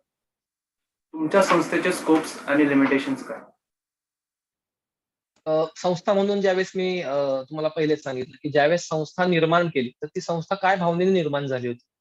की संस्था ज्यावेळेस आम्ही 4 मित्र किल्ल्यावर गेलो, त्यावेळेस त्या किल्ल्यांवरचा प्लास्टिकचा कचरा आम्हाला असह्य झाला. तो असह्य झालेला कचरा हा आमचं जर का उद्दिष्ट आहे, तर मला वाटतं संस्थेचं शेवटपर्यंत हे उद्दिष्ट असणं गरजेचं आहे. कारण का तरच आपण त्या प्रॉब्लेम वरती सोल्युशन निर्माण करू शकतो. त्यामुळे गेली 5 वर्षात आम्ही आमचा प्रोपगेंडा कधी बदलला नाहीये, की किल्ल्यांवरतील प्लास्टिकचा जो समस्या जो आहे, प्लास्टिकवरचा जे जे आपल्याला किल्ल्यावरचं प्रदूषण बघायला मिळतं, त्यावरती उपाययोजना करण्यात आणि जसं सरकारला अडथळे येतात तसे आम्हालाही अडथळे येतात. किल्ल्यांवरती इतकं सहज सोपं नाहीये, की तुम्ही जसं शहरामध्ये एक घंटागाडी फिरवता आणि कचरा गोळा करून तो डेपोमध्ये टाकता. ते किल्ल्यांवर होत नाही. किल्ल्यांवरती कचरा जमवणं हे सुद्धा मोठं एक टार्गेट असतं, कारण का किल्ल्यांवरचा ऊन, वारा, पाऊस आणि जे वातावरण भौगोलिक आहे, ते पाहता किल्ल्यांवरचा कचरा हा पूर्ण दऱ्यांमध्ये वाहून जातो. तो दऱ्यांमधला कचरा काढणं यासाठी प्रोफेशनल जे असतात, आपल्याला जे गिर्यारोहक असतात, त्यांची मदत घ्यावी लागते आणि त्यांच्या मदतीने तो कचरा काढावा लागतो. त्यामुळे सरकारकडे गिर्यारोहक, कचरा साफ करणारी व्यक्ती किंवा सफाई कामगार नसणार आहेत. त्यामुळे मला असं वाटतं, की आमचा अप्रोच हा आहे, की हे जे प्रॉब्लेम्स आहेत छोटे-छोटे, त्याच्यासाठी एक सोल्युशन काढत, काढत, काढत, काढत, काढत गड किल्ले संवर्धनासाठी काही गोष्टींचा एक पाया बांधणं आणि गड किल्ले संवर्धनातील स्वच्छता हा विषयाला जर का आम्ही हात घातलाय, तर आम्हाला असं वाटतं, की आमच्या कामाचं स्वरूप हे असंच असावं. आणि आमचं लिमिटेशन म्हणजे काय, की महाराष्ट्रातील गड किल्ल्यांवरतील सगळ्या ज्यावेळेस दिवशी स्वच्छतेचा जो प्रॉब्लेम आहे, ते पूर्ण आम्ही आटोक्यात आणू. त्या दिवशी आम्ही असं समजू शकतो, की आमचा 1 टास्क पूर्ण झाला. मग आम्ही दुसऱ्या टास्कला लागू. तर तुम्ही इमॅजिन करू शकता, की 350 किल्ल्यांवरचा स्वच्छतेचा प्रॉब्लेम सॉल्व्ह करणं, हे या जन्मात आम्हाला किती कष्ट घ्यावे लागणार आहेत ह्याच्यावरूनच तुम्हाला अंदाज येईल. त्यामुळे तो एक पॉइंट पूर्ण होईल. त्याच्यानंतर असे अनेक टप्पे आहेत. तर लिमिट तर कुणालाच नाहीये कार्याला. फक्त मगाशी जसं सांगितलं, की आपल्याला कोणत्याही नियमाचं उल्लंघन नाही करायचंय. कोणत्याही पुरातत्व विभागाचं, शासनाने ठरवून दिलेल्या नियमाचं उल्लंघन न करता काम करायचंय. पण मला वाटतं त्या नियमांच्या उल्लंघनापर्यंत पोहोचण्यापर्यंतच आपल्याकडे एवढी कामं आहेत, की आज आपण किल्ल्यांवरती मुलींचं प्रमाण का कमी आहे म्हणतो, तर किल्ल्यांवरती टॉयलेट्स नाहीयेत. मुली किल्ल्यांवरती याच कारणांमुळे नाहीयेत, की किल्ल्यांवरती शौचालय नाहीये. त्यामुळे मला असं वाटतं, की स्वच्छतेनंतर दुसरा टप्पा माझ्यासाठी उद्दिष्ट म्हणून कोणता आहे, तर किल्ल्यांची वाट सुकर करणं आणि किल्ल्यांवरती कायमस्वरूपी पाणी असलेले शौचालय बांधणं. हा खूप मोठी नीड आज किल्ल्यांवरची आहे. आपल्याला तो खूप छोटा वाटतो आपल्याला गोष्ट, की शौचालय काय बांधायचंय, पण तो खूप मोठा अप्रोच आहे. त्या दिवशी प्रत्येक किल्ल्यांवरती एक आसरा, पाण्याचं ठिकाण आणि एक शौचालय असेल ना, त्या दिवशी किल्ला माझ्याही दृष्टीनं पर्यटनासाठी स्वयंपूर्ण बनण्यास सुरुवात होईल. आणि मग माझ्या मते पुढच्या गोष्टी आपोआप घडत जातील. त्यामुळे मला असं वाटतं, की स्वरूप हे आमचं असं आहे आणि हे असंच राहणार आहे. पुढील कैक वर्ष संस्था ही माझ्या मते शेवटपर्यंत ह्याच पद्धतीनं काम करेल आणि लिमिट आपल्या संस्थेलाही नाहीये आणि माझ्या मते दुसऱ्या कुणालाही नाहीये. पुढच्या प्रश्नाकडे वळूयात. एखाद्या इंडिव्हिज्युअल पर्सनला, एखाद्या व्यक्तीला किंवा एखाद्या व्यक्तींच्या चमूला जर तुमच्या संस्थेशी जोडायचं असेल, तर ती काय प्रोसेस आहे? आणि या माध्यमातून आज महाराष्ट्र दिनाचं औचित्य साधून तुम्ही आज बऱ्याचशा गोष्टींना हायलाईट केलं. पण महाराष्ट्राच्या मिडल क्लास तरुणाला, जो वर्ग सर्वात मोठा आहे महाराष्ट्रात, त्यांना तुम्ही काय आवाहन कराल? मी आज ह्या कार्यक्रमातर्फे किंवा आज हा कार्यक्रम संपल्यानंतर माझा हा मेसेज NSSचे हे तरुण फॉरवर्ड करणार आहेत. तर त्यामुळे या सर्व टीमसाठी माझा हा मेसेज असेल, की दुर्ग संवर्धनच फक्त नाही, तर आपण डोळे उघडून जगणं शिकलं पाहिजे. आपल्याला जे समोर प्रॉब्लेम दिसतात, त्या प्रॉब्लेमकडे एक वेगळ्या दृष्टिकोनाने बघणं गरजेचं आहे. प्रत्येक वेळेस निगेटिव्हिटीमध्ये आपण पाहतो, की हे होत नाहीये, हे करत नाहीयेत, हे जमत नाहीये. यापेक्षा मी काय करू शकतो, हा विचार देशातील ज्यावेळेस प्रत्येक व्यक्ती करेल, त्यावेळेस मला असं वाटेल, की प्रत्येक प्रॉब्लेमवर सोल्युशन पण निघेल. आपल्याला असं वाटतं, की मी हे का करू? हे माझं काम नाहीये. मला वाटतं एक नागरिक म्हणून ज्यावेळेस आपण भारतीय म्हणतो, तर मला वाटतं तिथे तुमची जबाबदारी वाढते आणि त्यावेळेस तुमच्या अंगावर ही जबाबदारी ऑलरेडी पडते. की ज्यावेळेस तुम्ही भारत माता की जय म्हणता, तर तो जय घडवून आणण्याची जबाबदारी तुमची आहे. आणि मला असं वाटतं, की आज ह्या कार्यक्रमामार्फत मी हेच सांगू शकतो, की जसं मी मगाशी म्हणलं, की प्रत्येक तरुणाच्या आत एक संस्था आहे. सेवेच्या ताई तत्परलाच जॉइन होणं गरजेचं नाहीये. आज तुम्हाला वाटतंय, आज आमच्या संस्थेने उद्या कदाचित एखादा कार्यक्रम राबवला, त्या कार्यक्रमात तुम्हाला जॉइन व्हायचंय, तर संस्था ही कायम ओपन गेट आहे. आपल्या संस्थेला कोणत्याही प्रकारची एंट्री अशी वेगळी नाहीये. ज्या दिवशी तुम्ही संस्थेच्या उपक्रमात सहभागी व्हाल, संस्थेचे सोशल पोर्टल तर ओपनच असतात. Facebook, Instagram, YouTube यामार्फत आपण अवेअरनेस करत असतो. त्यासोबत कोणतीही मोहीम आखली, की त्याचं आपण जाहिरातही करत असतो. तर ती जाहिरात पाहून तुम्ही जॉइन झालात, तर त्या दिवशी तुम्ही संस्थेचे सभासद झालात. त्या दिवसानंतर तुम्हाला संस्थेचे विचार आवडले आणि तुम्हाला असं वाटलं, की संस्थेत मला राहायचंय. त्या दिवशी तुम्ही सदस्य बनला. तुम्हाला कोणतीही वेगळी प्रोसेस फॉलो करण्याची गरज नाहीये. कारण का आपल्या संस्थेमध्ये आपण सर्वांना ओपन ठेवलेलं आहे. संस्थेची एक कोर कमिटी जी आहे ती कायम तशीच असते आणि जी कायम ती तशीच राहील कारण का ती संस्थेची कोर कमिटीच्या पिलरवरतीच संस्था उभी आहे. पण मला वाटतं इतर सभासदांना जर का संस्था जॉईन करायची आहे तर ती ऑलवेज वेलकम. तुम्ही कधीही संस्थेमध्ये सहभागी होऊ शकता. आणि त्याही पुढे जाऊन मी तुम्हाला हा सल्ला देईन की कोणाला जॉईन होण्याव्यतिरिक्त तुमच्या समोर जे प्रॉब्लेम्स आहेत त्या प्रॉब्लेमला लढण्यासाठी तुम्ही स्वतः मैदानात उतरा आणि तुमची स्वतःची संस्था उभी करा. संस्था वाढल्या म्हणून काही प्रॉब्लेम निर्माण नाही होणार, तर उलट जास्त मदत होणार आहे. कारण का ज्यावेळेस एक व्यक्ती काम करतो त्यापेक्षा ज्यावेळेस 10 माणसं काम करतात त्यावेळेसचा अप्रोच खूप वेगळा असतो. त्यामुळे मला असं वाटतं की सेवेची काही तत्परप्रमाणे जर का आज ह्या कार्यक्रमामार्फत प्रबोधन झालं, तर संस्था जर का निर्माण झाल्या तर त्यासारखी चांगली गोष्ट कोणती नसणार. त्यामुळे एकाच संस्थेला मोठं करणं हे ध्येय आपलं कोणाचंच नसावं. ते माझंही नाहीये आणि ते कोणाचंही नसावं. कारण का संस्था मोठं करणं हे आपलं ध्येय नाहीये, तर काम पूर्ण करणं हे आपलं ध्येय आहे. 350 किल्ले आहेत प्रत्येक जिल्ह्यामध्ये, प्रत्येक गावामध्ये, प्रत्येक तालुक्यामध्ये एक किल्ला नक्कीच आहे. प्रत्येकाने त्या किल्ल्यावर काम सुरू करावं. त्या किल्ल्याच्या संस्थेला एक नाव द्यावं आणि ती आपली मोहीम चालू करावी. ज्यावेळेस फोर्ट फेडरेशन बनेल त्यावेळेस आपण सर्व एकत्र नक्कीच होऊ. आणि मला असं वाटतं त्या दिवशी मग खऱ्या अर्थाने आपल्याला एक वेगळं स्वरूप किल्ल्यांचं बदललेलं बघायला मिळेल. त्यामुळे माझा सल्ला सर्वांना हाच आहे की अ, कुठलीही संस्था मोठी करण्याच्या भानगडीत पडण्यापेक्षा हे काम पूर्ण कधी होईल याचं जास्त गरजेचं आहे. माझ्या संस्थेतील मला अनेक जण विचारतात की आपल्या संस्थेचं अंतिम ध्येय तुम्ही काय बघता? मी मिश्किलपणे म्हणतो की माझी संस्था कधी बंद पडेल हे माझं ध्येय आहे. कारण का गड किल्ले संवर्धन माझ्या संस्थेला करायला लागू नये हे माझ्यासाठी अंतिम ध्येय आहे. आणि त्या दिवशी माझी संस्था ही गड किल्ले संवर्धन न करणारी असून ही ट्रेकरची एक छान स्वच्छंदी फिरणारी गड किल्ल्यांचा मनमुराद आनंद घेणारी संस्था असेल. त्यामुळे मला असं वाटतं की संस्था वाढवण्यापेक्षा हे काम कसं संपवता येईल हे मला जास्त आवडेल. आणि ज्या दिवशी हे होईल त्या दिवशी मला असं वाटतं की खऱ्या अर्थाने महाराष्ट्र दिन साजरा होईल.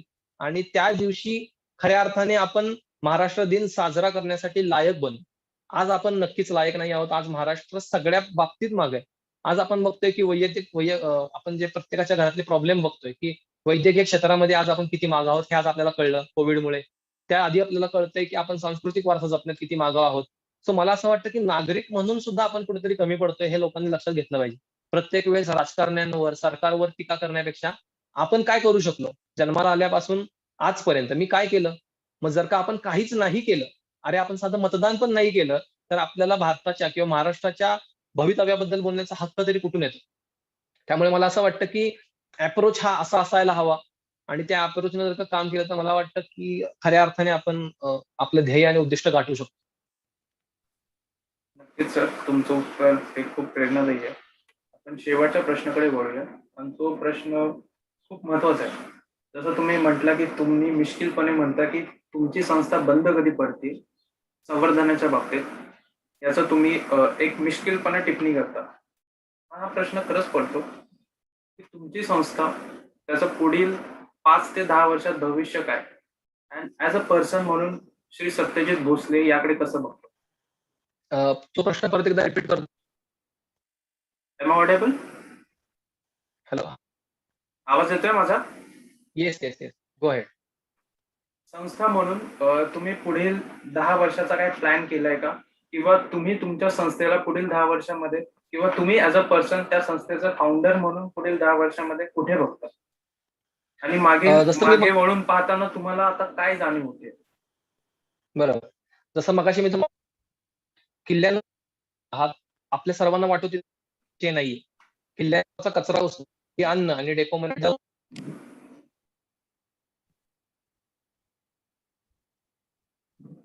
जोपर्यंत उपाययोजना राबवत नाहीत किंवा कचरा होणं थांबवत नाहीत, तोपर्यंत काय संपत नाही.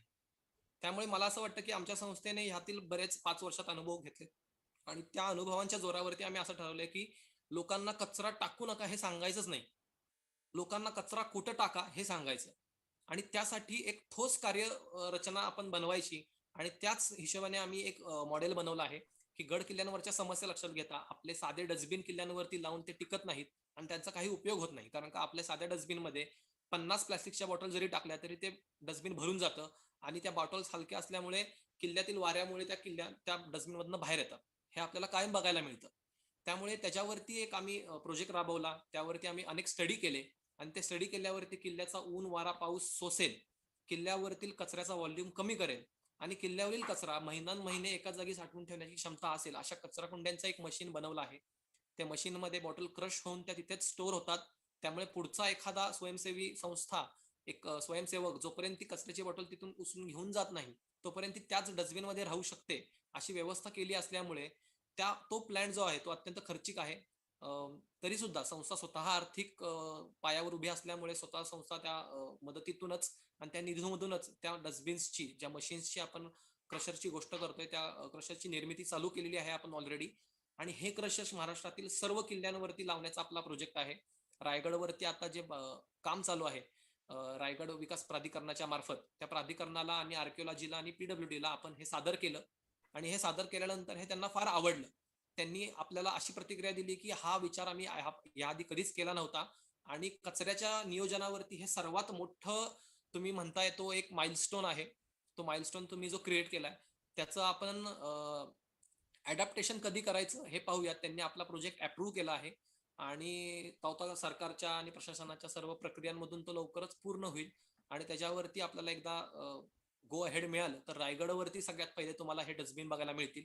पण त्याआधी प्रायोगिक तत्वावरती आम्ही महाराष्ट्रातील काही किल्ल्यांवरती एक सॅम्पल म्हणून हे डस्टबिन लावणार आहोत, हे प्लास्टिक क्रशर लावणार आहोत. तर तोच अप्रोच आमचा आहे कारण का पुढे 350 किल्ल्यांवरती हे डस्टबिन लावायचे हे शिवधनुष्य म्हणजे पुढच्या 10 वर्षाचं माझं टार्गेट आहे. कारण का त्यासाठी तेवढा वेळ लागणार आहे.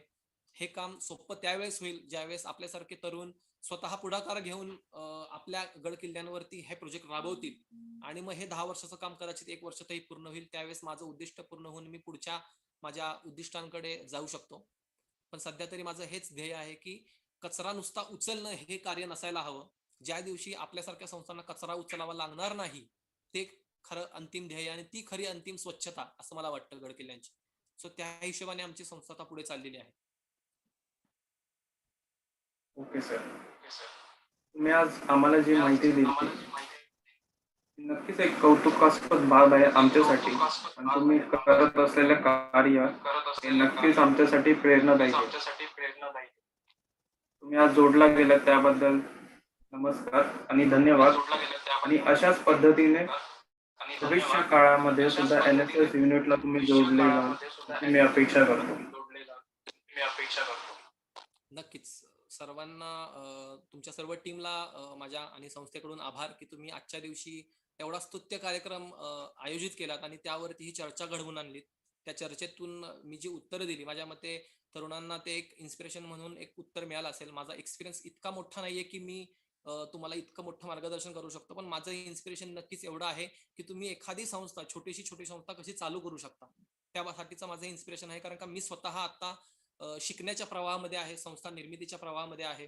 त्यामुळे फक्त मी तुमच्यापासून फक्त एक स्टेप पुढे आहे. तुम्ही ज्यावेळेस संस्था निर्मिती करून याल त्यावेळेस कदाचित आपण सर्वजण मिळून एकत्र काम करू आणि माझी NSS कडून हीच अपेक्षा आहे की NSS ज्या मोटोवर काम करतं, जी राष्ट्रीय एकात्मता मनात ठेवून देशाची सेवा NSS करत असतं, तर मला असं वाटतं की ती राष्ट्रीय एकात्मता अशा संस्थांशी जोडून ज्यावेळेस काम करेल त्यावेळेस आपण वेगळ्या लेवलला आपण एक कोणत्याही प्रकारचं काम नेऊ शकतो. कारण का दुर्ग संवर्धन करणाऱ्या संस्थांचा जो एक्सपिरियन्स असतो तो वेगळा आहे, NSSच्या युवकांचा असतो तो एक्सपिरियन्स वेगळा आहे. मला वाटतं हे दोन्ही एक्सपिरियन्स वापरून गड किल्ले संवर्धनच नाही तर महाराष्ट्रातील प्रत्येक समस्यावरती आपण काय उपाययोजना करू शकतो तर त्यावर आपण विचार केला पाहिजे. आणि वेळोवेळी ज्यावेळेस महाराष्ट्र संकटात असेल त्यावेळेस आपल्यासारख्या संस्थांनी आणि NSSनी एकत्र येऊन जर का काही मोहिमा राबवल्या तर मला आपल्याला त्यातील रिझल्ट बघायला फार आवडेल की तो काय असेल. तर तात्पुरता आपण गड किल्ले संवर्धनासाठी हा एक प्रयोग करू शकतो आणि मला असं वाटतं की मी एक भविष्यामध्ये अशी एक मोहीम इमॅजिन करतोय की ज्या वेळेस महाराष्ट्रातील संस्था आणि NSSची टीम ही एकत्र येऊन एक काम करते आणि ते काम लोकांसाठी एक माइलस्टोन बनतंय की फक्त एक कार्य नाही घडलं तर शिस्तबद्ध पद्धतीनं एखादं काम कशा पद्धतीनं करू शकतात तरुण याचं मला वाटतं की एक उदाहरण देशासमोर उभं राहील. आणि नक्कीच मी ते पाहतोय की ते कधी घडायला येईल आणि मला असं वाटतं की तुम्ही जर का त्यात पुढे सहभाग घेतला तर लवकरच तो दिवस येईल असं मला वाटतं. नक्कीच आपण आता कार्यक्रमाला पुढे येऊन जाऊ. आपण पाहिले की आजच्या या महाराष्ट्राच्या काळात फ्रंटलाईन वर्कर्स आहेत त्यांचा जीव धोक्यात घालून आपली सेवा करतात. किंबहुना ते रस्त्यावर आहेत म्हणून आपण आज घरात सुखरूप आहोत. अशाच कोरोना वॉरियर्सला आपण आज मानवंदना देऊया.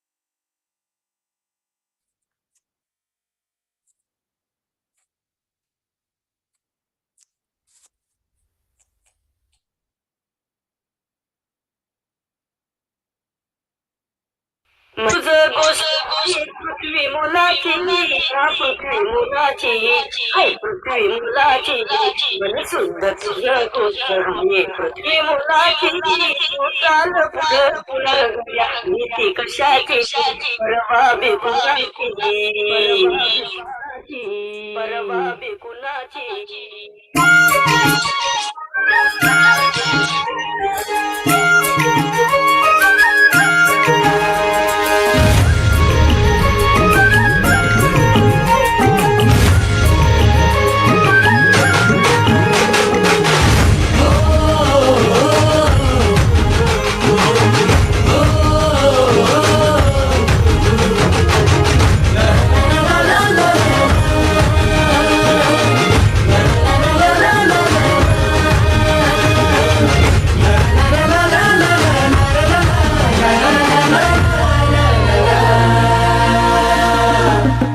झेंडा भाल्या कामाचा जो घेऊन निघाला हा झेंडा भाल्या कामाचा जो घेऊन निघाला अरे काट कुट वाट मंदी बोच तिथेला रगत निघल गरीबी हसल शाबास केची रगत निघल गरीबी हसल शाबास केची तू चाल पुढं तुला रगड्या भीत कशाची परवा बिकुणाची मन शुद्ध तुझं गोष्ट आहे पृथ्वी मोलाची हा पृथ्वी मोलाची मन शुद्ध तुझं गोष्ट आहे पृथ्वी मोलाची तू चाल पुढं तुला रगड्या कशाची परवा बिकुणाची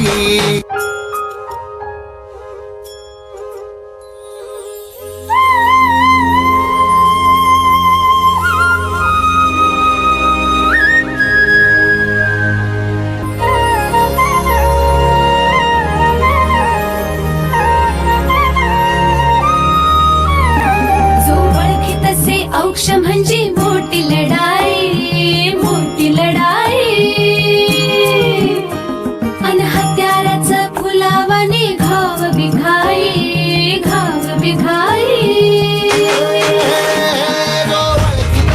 औक्ष म्हणजे मोठी लढाई अन हत्याराचं फुलावाने घाव बिघाई गळ्यामध्ये अडल त्याच्या माळी गळ्याची गळ्यामध्ये अडल त्याच्या माळी गळ्याची तू चाल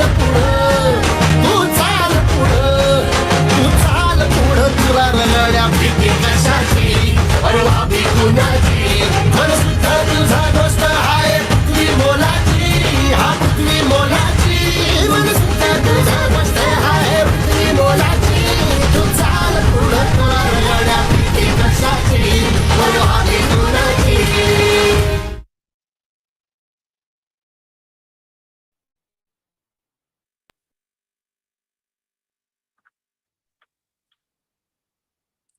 जो कर्मचारी वर्ग आपल्यासाठी दिन रात झटत आहे त्या सर्व कर्मचाऱ्यांना कामगार दिनाच्या हार्दिक शुभेच्छा. आज आपल्या कार्यक्रमाला अजून एक व्यक्ती उपस्थित दर्शवली आहे. ही व्यक्ती आपल्या सर्वांना ज्ञात आहे. डॉक्टर बागल सर यांना मी विनंती करतो की त्यांनी महाराष्ट्र दिन त्यांचे मनोगत व्यक्त करावे.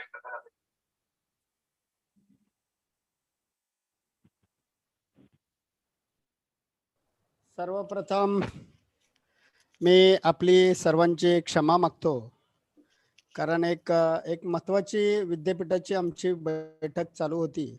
मी सुरुवातीला जॉईन झालेलो होतो, कारण आपला 10:45चं टायमिंग होतं आणि आमची दुसरी बैठक जी होती ती 11 वाजता चालू होणार होती.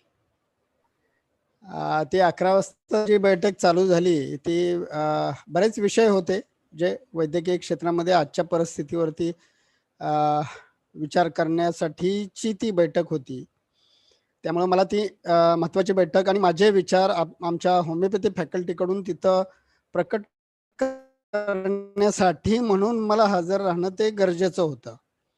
नो डाऊट माझ्या सर्व विद्यार्थ्यांनी ज्या NSS युनिटनी जे कष्ट केलेलं आहे आत्तापर्यंत आणि आज जे तुमच्या समोर जे प्रकट केलेलं आहे ते सुद्धा वाखाणण्याजोगं आहे. त्यांचंही कौतुक करण्यासाठी मी ते सगळं सोडून परत म्हणजे ती बैठक संपल्या इमिजिएट इथं मी जॉईन झालेलो आहे. सर्वप्रथम आदरणीय डॉक्टर जी.डी. पोळ फाउंडेशन YMT होमिओपॅथी महाविद्यालयाच्या प्राचार्या पागे मॅडम आणि सत्यजित भोसले यांच्याबद्दल काय बोलायचं, नाव ऐकून आहे, त्यांच्या कार्याबद्दलची प्रचिती आहे. कारण मी सातारचंच आहे, मी ओरिजिनली सातारचा आहे. कर्मभूमी इकडं खारघर नवी मुंबई इकडं झालेली आहे.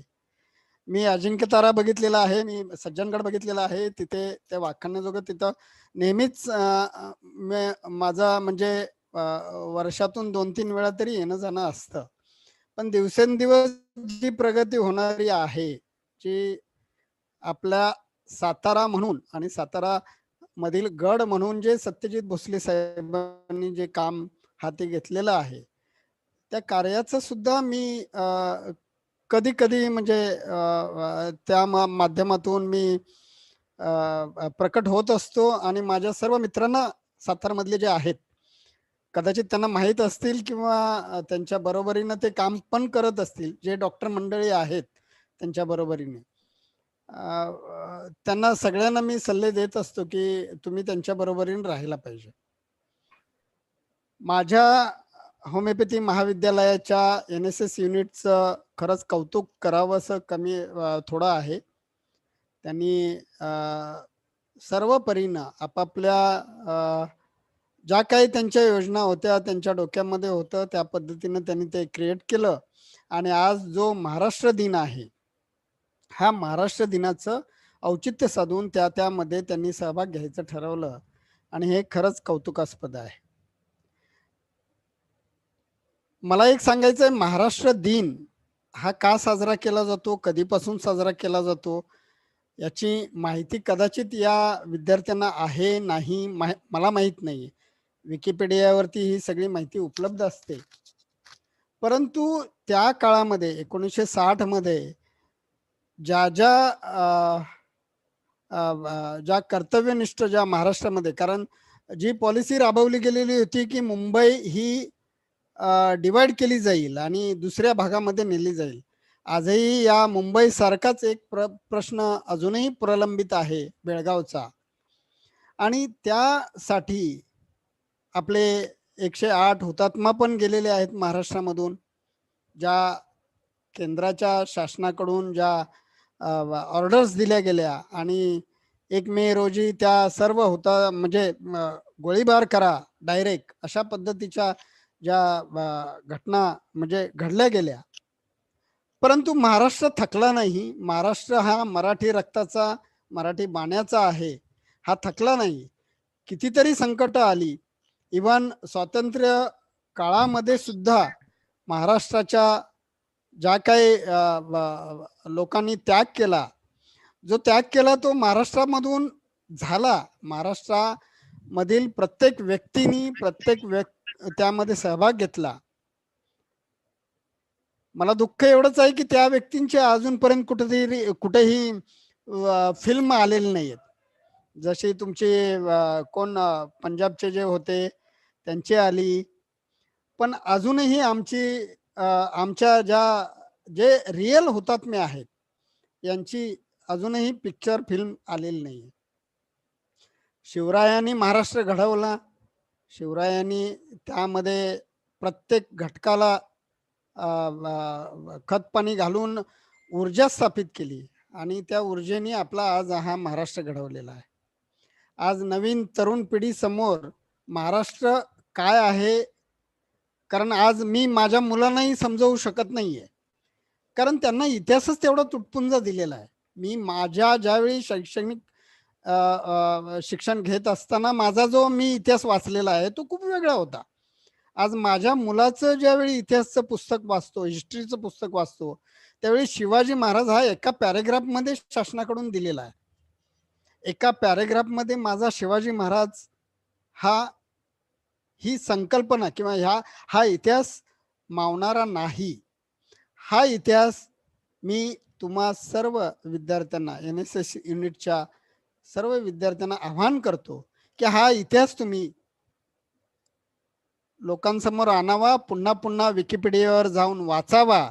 कारण जो अभ्यास तुम्ही केलेला आहे तो अभ्यास परीक्षेपुरता केलेला आहे, मार्क मिळवण्यापुरता केलेला आहे.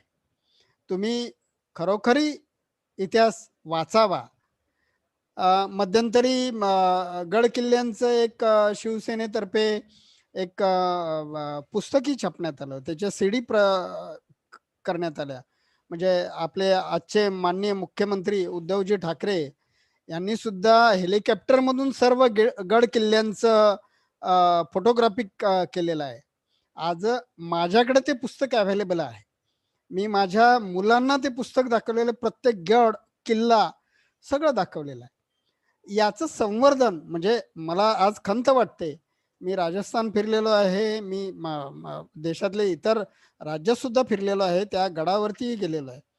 पण जे माझ्या महाराष्ट्रामध्ये गड किल्ल्यांचं संवर्धन व्हायला पाहिजे होतं ते झालेलं नाहीये. तर आपण सगळे NSS युनिटच्या माध्यमातून जर पुढाकार घेऊन शासनापर्यंत शासनाचा पाठपुरावा जर केला तर मला वाटतं आमच्या महाविद्यालयाच्या प्राचार्य सुद्धा शासनाशी खूप जवळची त्यांचे संबंध आहेत आणि त्यांच्या माध्यमातून सुद्धा तुम्ही त्या गड किल्ल्या, भोसले सर तुम्हालाही सांगतो मी, तुम्ही म्हणजे हे घ्या की आमच्या पागे मॅडम या खूप जवळच्या आहे शासनाच्या. अगदी तुमच्या ज्या काय मागण्या असतील तर तुम्ही ते जरूर पागे मॅडम पर्यंत पोहोचवाव्यात. आणि आमचं NSS युनिट तर कायमस्वरूपी त्यांच्या सोबत काम करेल, तुमच्या सोबत काम करेल. महाराष्ट्राचा इतिहास आपल्या NSS युनिटने पुढे न्यावा. ठीक आहे, प्रत्येक गोष्टीमध्ये पॉझिटिव्ह गोष्टी असतात, निगेटिव्ह गोष्टी असतात. आपण निगेटिव्ह मानणं यापेक्षा आपण पॉझिटिव्ह किती पुढे घेऊन जाऊ शकतो याचा विचार करावा प्रत्येक विद्यार्थ्यांनी. आणि जसं आज आपल्याला वारसा लाभलेला आहे, अगदी लोकमान्य टिळक पासून शिवाजी महाराजापासून अगदी म्हणजे लता मंगेशकर असतील किंवा याच्या अगदी म्हणजे प्रत्येक क्षेत्रामधले जो आहे तो महाराष्ट्रीयन पुढं आहे. तर हा महाराष्ट्रीयन कसा पुढं आहे, कोणत्या पद्धतीनं देश पातळीवर आंतरराष्ट्रीय पातळीवरती कसं काम करतो आहे याचा आपण बारकाईनं अभ्यास करावा. आणि हाच माझा एक संदेश असेल महाराष्ट्र दिनानिमित्त. आणि महाराष्ट्र दिनाला लागूनच आजचा 1 मे हा दिवस आंतरराष्ट्रीय कामगार दिन म्हणून सुद्धा साजरा केला जातो. याचाही आपण सर्व विद्यार्थ्यांनी अभ्यास करावा. हा आंतरराष्ट्रीय कामगार दिन काय आहे, त्याची संकल्पना किंवा त्याची उत्पत्ती कुठून झाली हा कदाचित माहित आहे की नाही मला माहित नाहीये, पण आंतरराष्ट्रीय कामगार दिन सुद्धा आहे. या कारण आपण सर्व एका संस्थेमध्ये, एका युनिटमध्ये, एका कुठेतरी काम करत असतो आणि त्या कामगारांचं त्यांचं कुठंतरी यथोचित सन्मान केला जावा म्हणून आज मला म्हणजे खंत वाटते. काय मदर्स डे सेलिब्रेट केला जातो, फ्रेंडशिप डे सेलिब्रेट केला जातो, त्याच पद्धतीनं आज कामगार डे सुद्धा केला जातो. पण हजबंड डे आणि फादर्स डे हा तेवढ्या प्रमाणामध्ये सेलिब्रेट केला जात नाही. त्यामुळे काय आहे की आपणही त्यातली काय म्हणतो आपण कामगार दिन का सेलिब्रेट केला जातो याचा अभ्यास करावा NSS युनिटच्या माध्यमातून. कामगार दिनाचं काय महत्व आहे आणि कामगार हा कोणता पाया आहे, कोणत्या दृष्टीनं तो एखाद्या युनिटला पुढे घेऊन जाऊ शकतो, अशा पद्धतीनं तुम्ही त्यांचा अभ्यास करा आणि भविष्यामध्ये त्याचा प्रचार प्रसार ही करावा असं मला वाटतं. आणि आपण सर्वांनी खूप खूप मेहनत घेतली आणि अशा पद्धतीचं YouTube आणि काय म्हणजे हे आम्हाला नवीनच आहे, पण तरी आम्ही अवगत म्हणजे त्या प्रवाहामध्ये आहोत. भोसले सरांचं काम सुद्धा वाखाणण्याजोगं आहे. आज त्यांनी आपला अमूल्य वेळ आमच्या संस्थेसाठी, आमच्या होमिओपॅथी महाविद्यालयासाठी दिला, त्याबद्दल मी त्यांचा खूप खूप आभारी आहे. माझी नेहमीच सातारला फेरी असते. डॉक्टर रवी भोसले, डॉक्टर इनामदार, हे माझे चांगले, डॉक्टर अरविंद गवळी, हे चांगले माझे मित्र आहेत.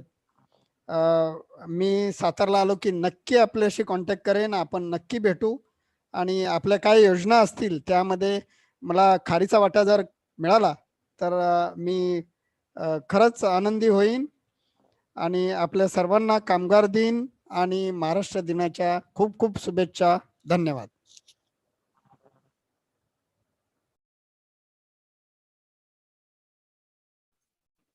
नक्कीच सर, तुमचं आजवरचं भाषण हे आमच्यासाठी नेहमीच ज्ञानामृत ठरलं आहे आणि आजचा दिवस यासाठी अपवाद नसतो. आता मी प्रणिता हिला विनंती करतो की वोट ऑफ थँक्स साठी तुम्ही ऑनलाईन प्लॅटफॉर्मवर यावं. एक मिनिट, हे मी भाषण दिलेलं नाही, हे मी माझं मनोगत व्यक्त केलेलं आहे. नक्की नक्की सर. भाषण हा वेगळा प्रकार असतो. हे मी माझं मनोगत व्यक्त केलेलं आहे, जे मला मनातून तुमच्या बाबत आणि तुम्ही केलेल्या कार्याची कुठेतरी पावती देण्याबाबत जे वाटलं ते मी प्रकट केलेलं आहे. हे माझं भाषण नव्हतं. भाषण हे लिहिलं गेलेलं असतं, कोणीतरी सांगितलेलं असतं, कुठेतरी प्रेझेंट करायचं असतं, असं असतं. ओके. नक्कीच सर. मी प्रणिता हिला विनंती करतो की तिने हा ऑनलाईन प्लॅटफॉर्म वर येऊन वोट ऑफ थँक्स द्यावं. संपन्न सुंदर सर्वशाली महाराष्ट्र देश, सर्वांगी शोभतो सह्याद्रीचा देश. राखत दणकट बलदंड, सदैव राहो एकसंध अखंड. अशा या देशाला आज आपण सर्वांनी अगदी उत्साहाने व जोमाने साजरी केले. आज आपल्या कार्यक्रमाचे प्रमुख पाहुणे श्री सत्यजित भोसले आणि त्यांची संस्था सेवेचे थाई तत्पर यांचे मी आभार मानते. आज आपण आपला मोलाचा वेळ आम्हाला दिला व इतकं काही आम्हाला दुर्ग संवर्धनाबद्दल शिकायला मिळाले, त्याबद्दल खूप खूप धन्यवाद. तुमच्या कार्याचा आम्हाला नक्कीच अभिमान आहे. तुमचे कार्य पाहून आम्हालाही गड किल्ल्यांच्या संवर्धनाबाबत जागरूकता निर्माण झाली आहे. आपल्या महाविद्यालयाची मुहूर्तमेढ रोवणाऱ्या प्राचार्य डॉक्टर पागे मॅम यांचेही मी आभार मानते. तसेच महाविद्यालयाच्या प्रत्येक कार्यक्रमाला अगदी भक्कमपणे पाठीशी उभे राहणारे डॉक्टर बागल सर यांचेही मी आभार मानते. तसेच ज्यांच्याशिवाय हे कार्य शक्य नव्हते असे NSS programme officer doctor Poonam Dand ma'am, assistant NSS programme officer doctor Pravin Yamgar sir आणि डॉक्टर श्रुतिका गायकवाड मॅम यांचे मी आभार मानते. आणि ज्यांच्या सहकार्याशिवाय आजचा कार्यक्रम पूर्णत्वास येणे शक्य नव्हते अशा आमच्या NSS सभासदांचेही मी प्रणिता भांडवलकर आभार मानते. जोडल्या गेलेल्या प्रेक्षक वर्गाचे मनापासून धन्यवाद. अखंडच राहो सदा हे शिवराष्ट्र, जय घोष करूया, जय जय जय जय जय महाराज. धन्यवाद प्रणिता. या महाराष्ट्र दिनाच्या सर्वांना खूप खूप शुभेच्छा. आणि या महाराष्ट्र दिनाच्या शुभेच्छा देऊनच आज आपल्या कार्यक्रमाच्या पण सांगतात. धन्यवाद.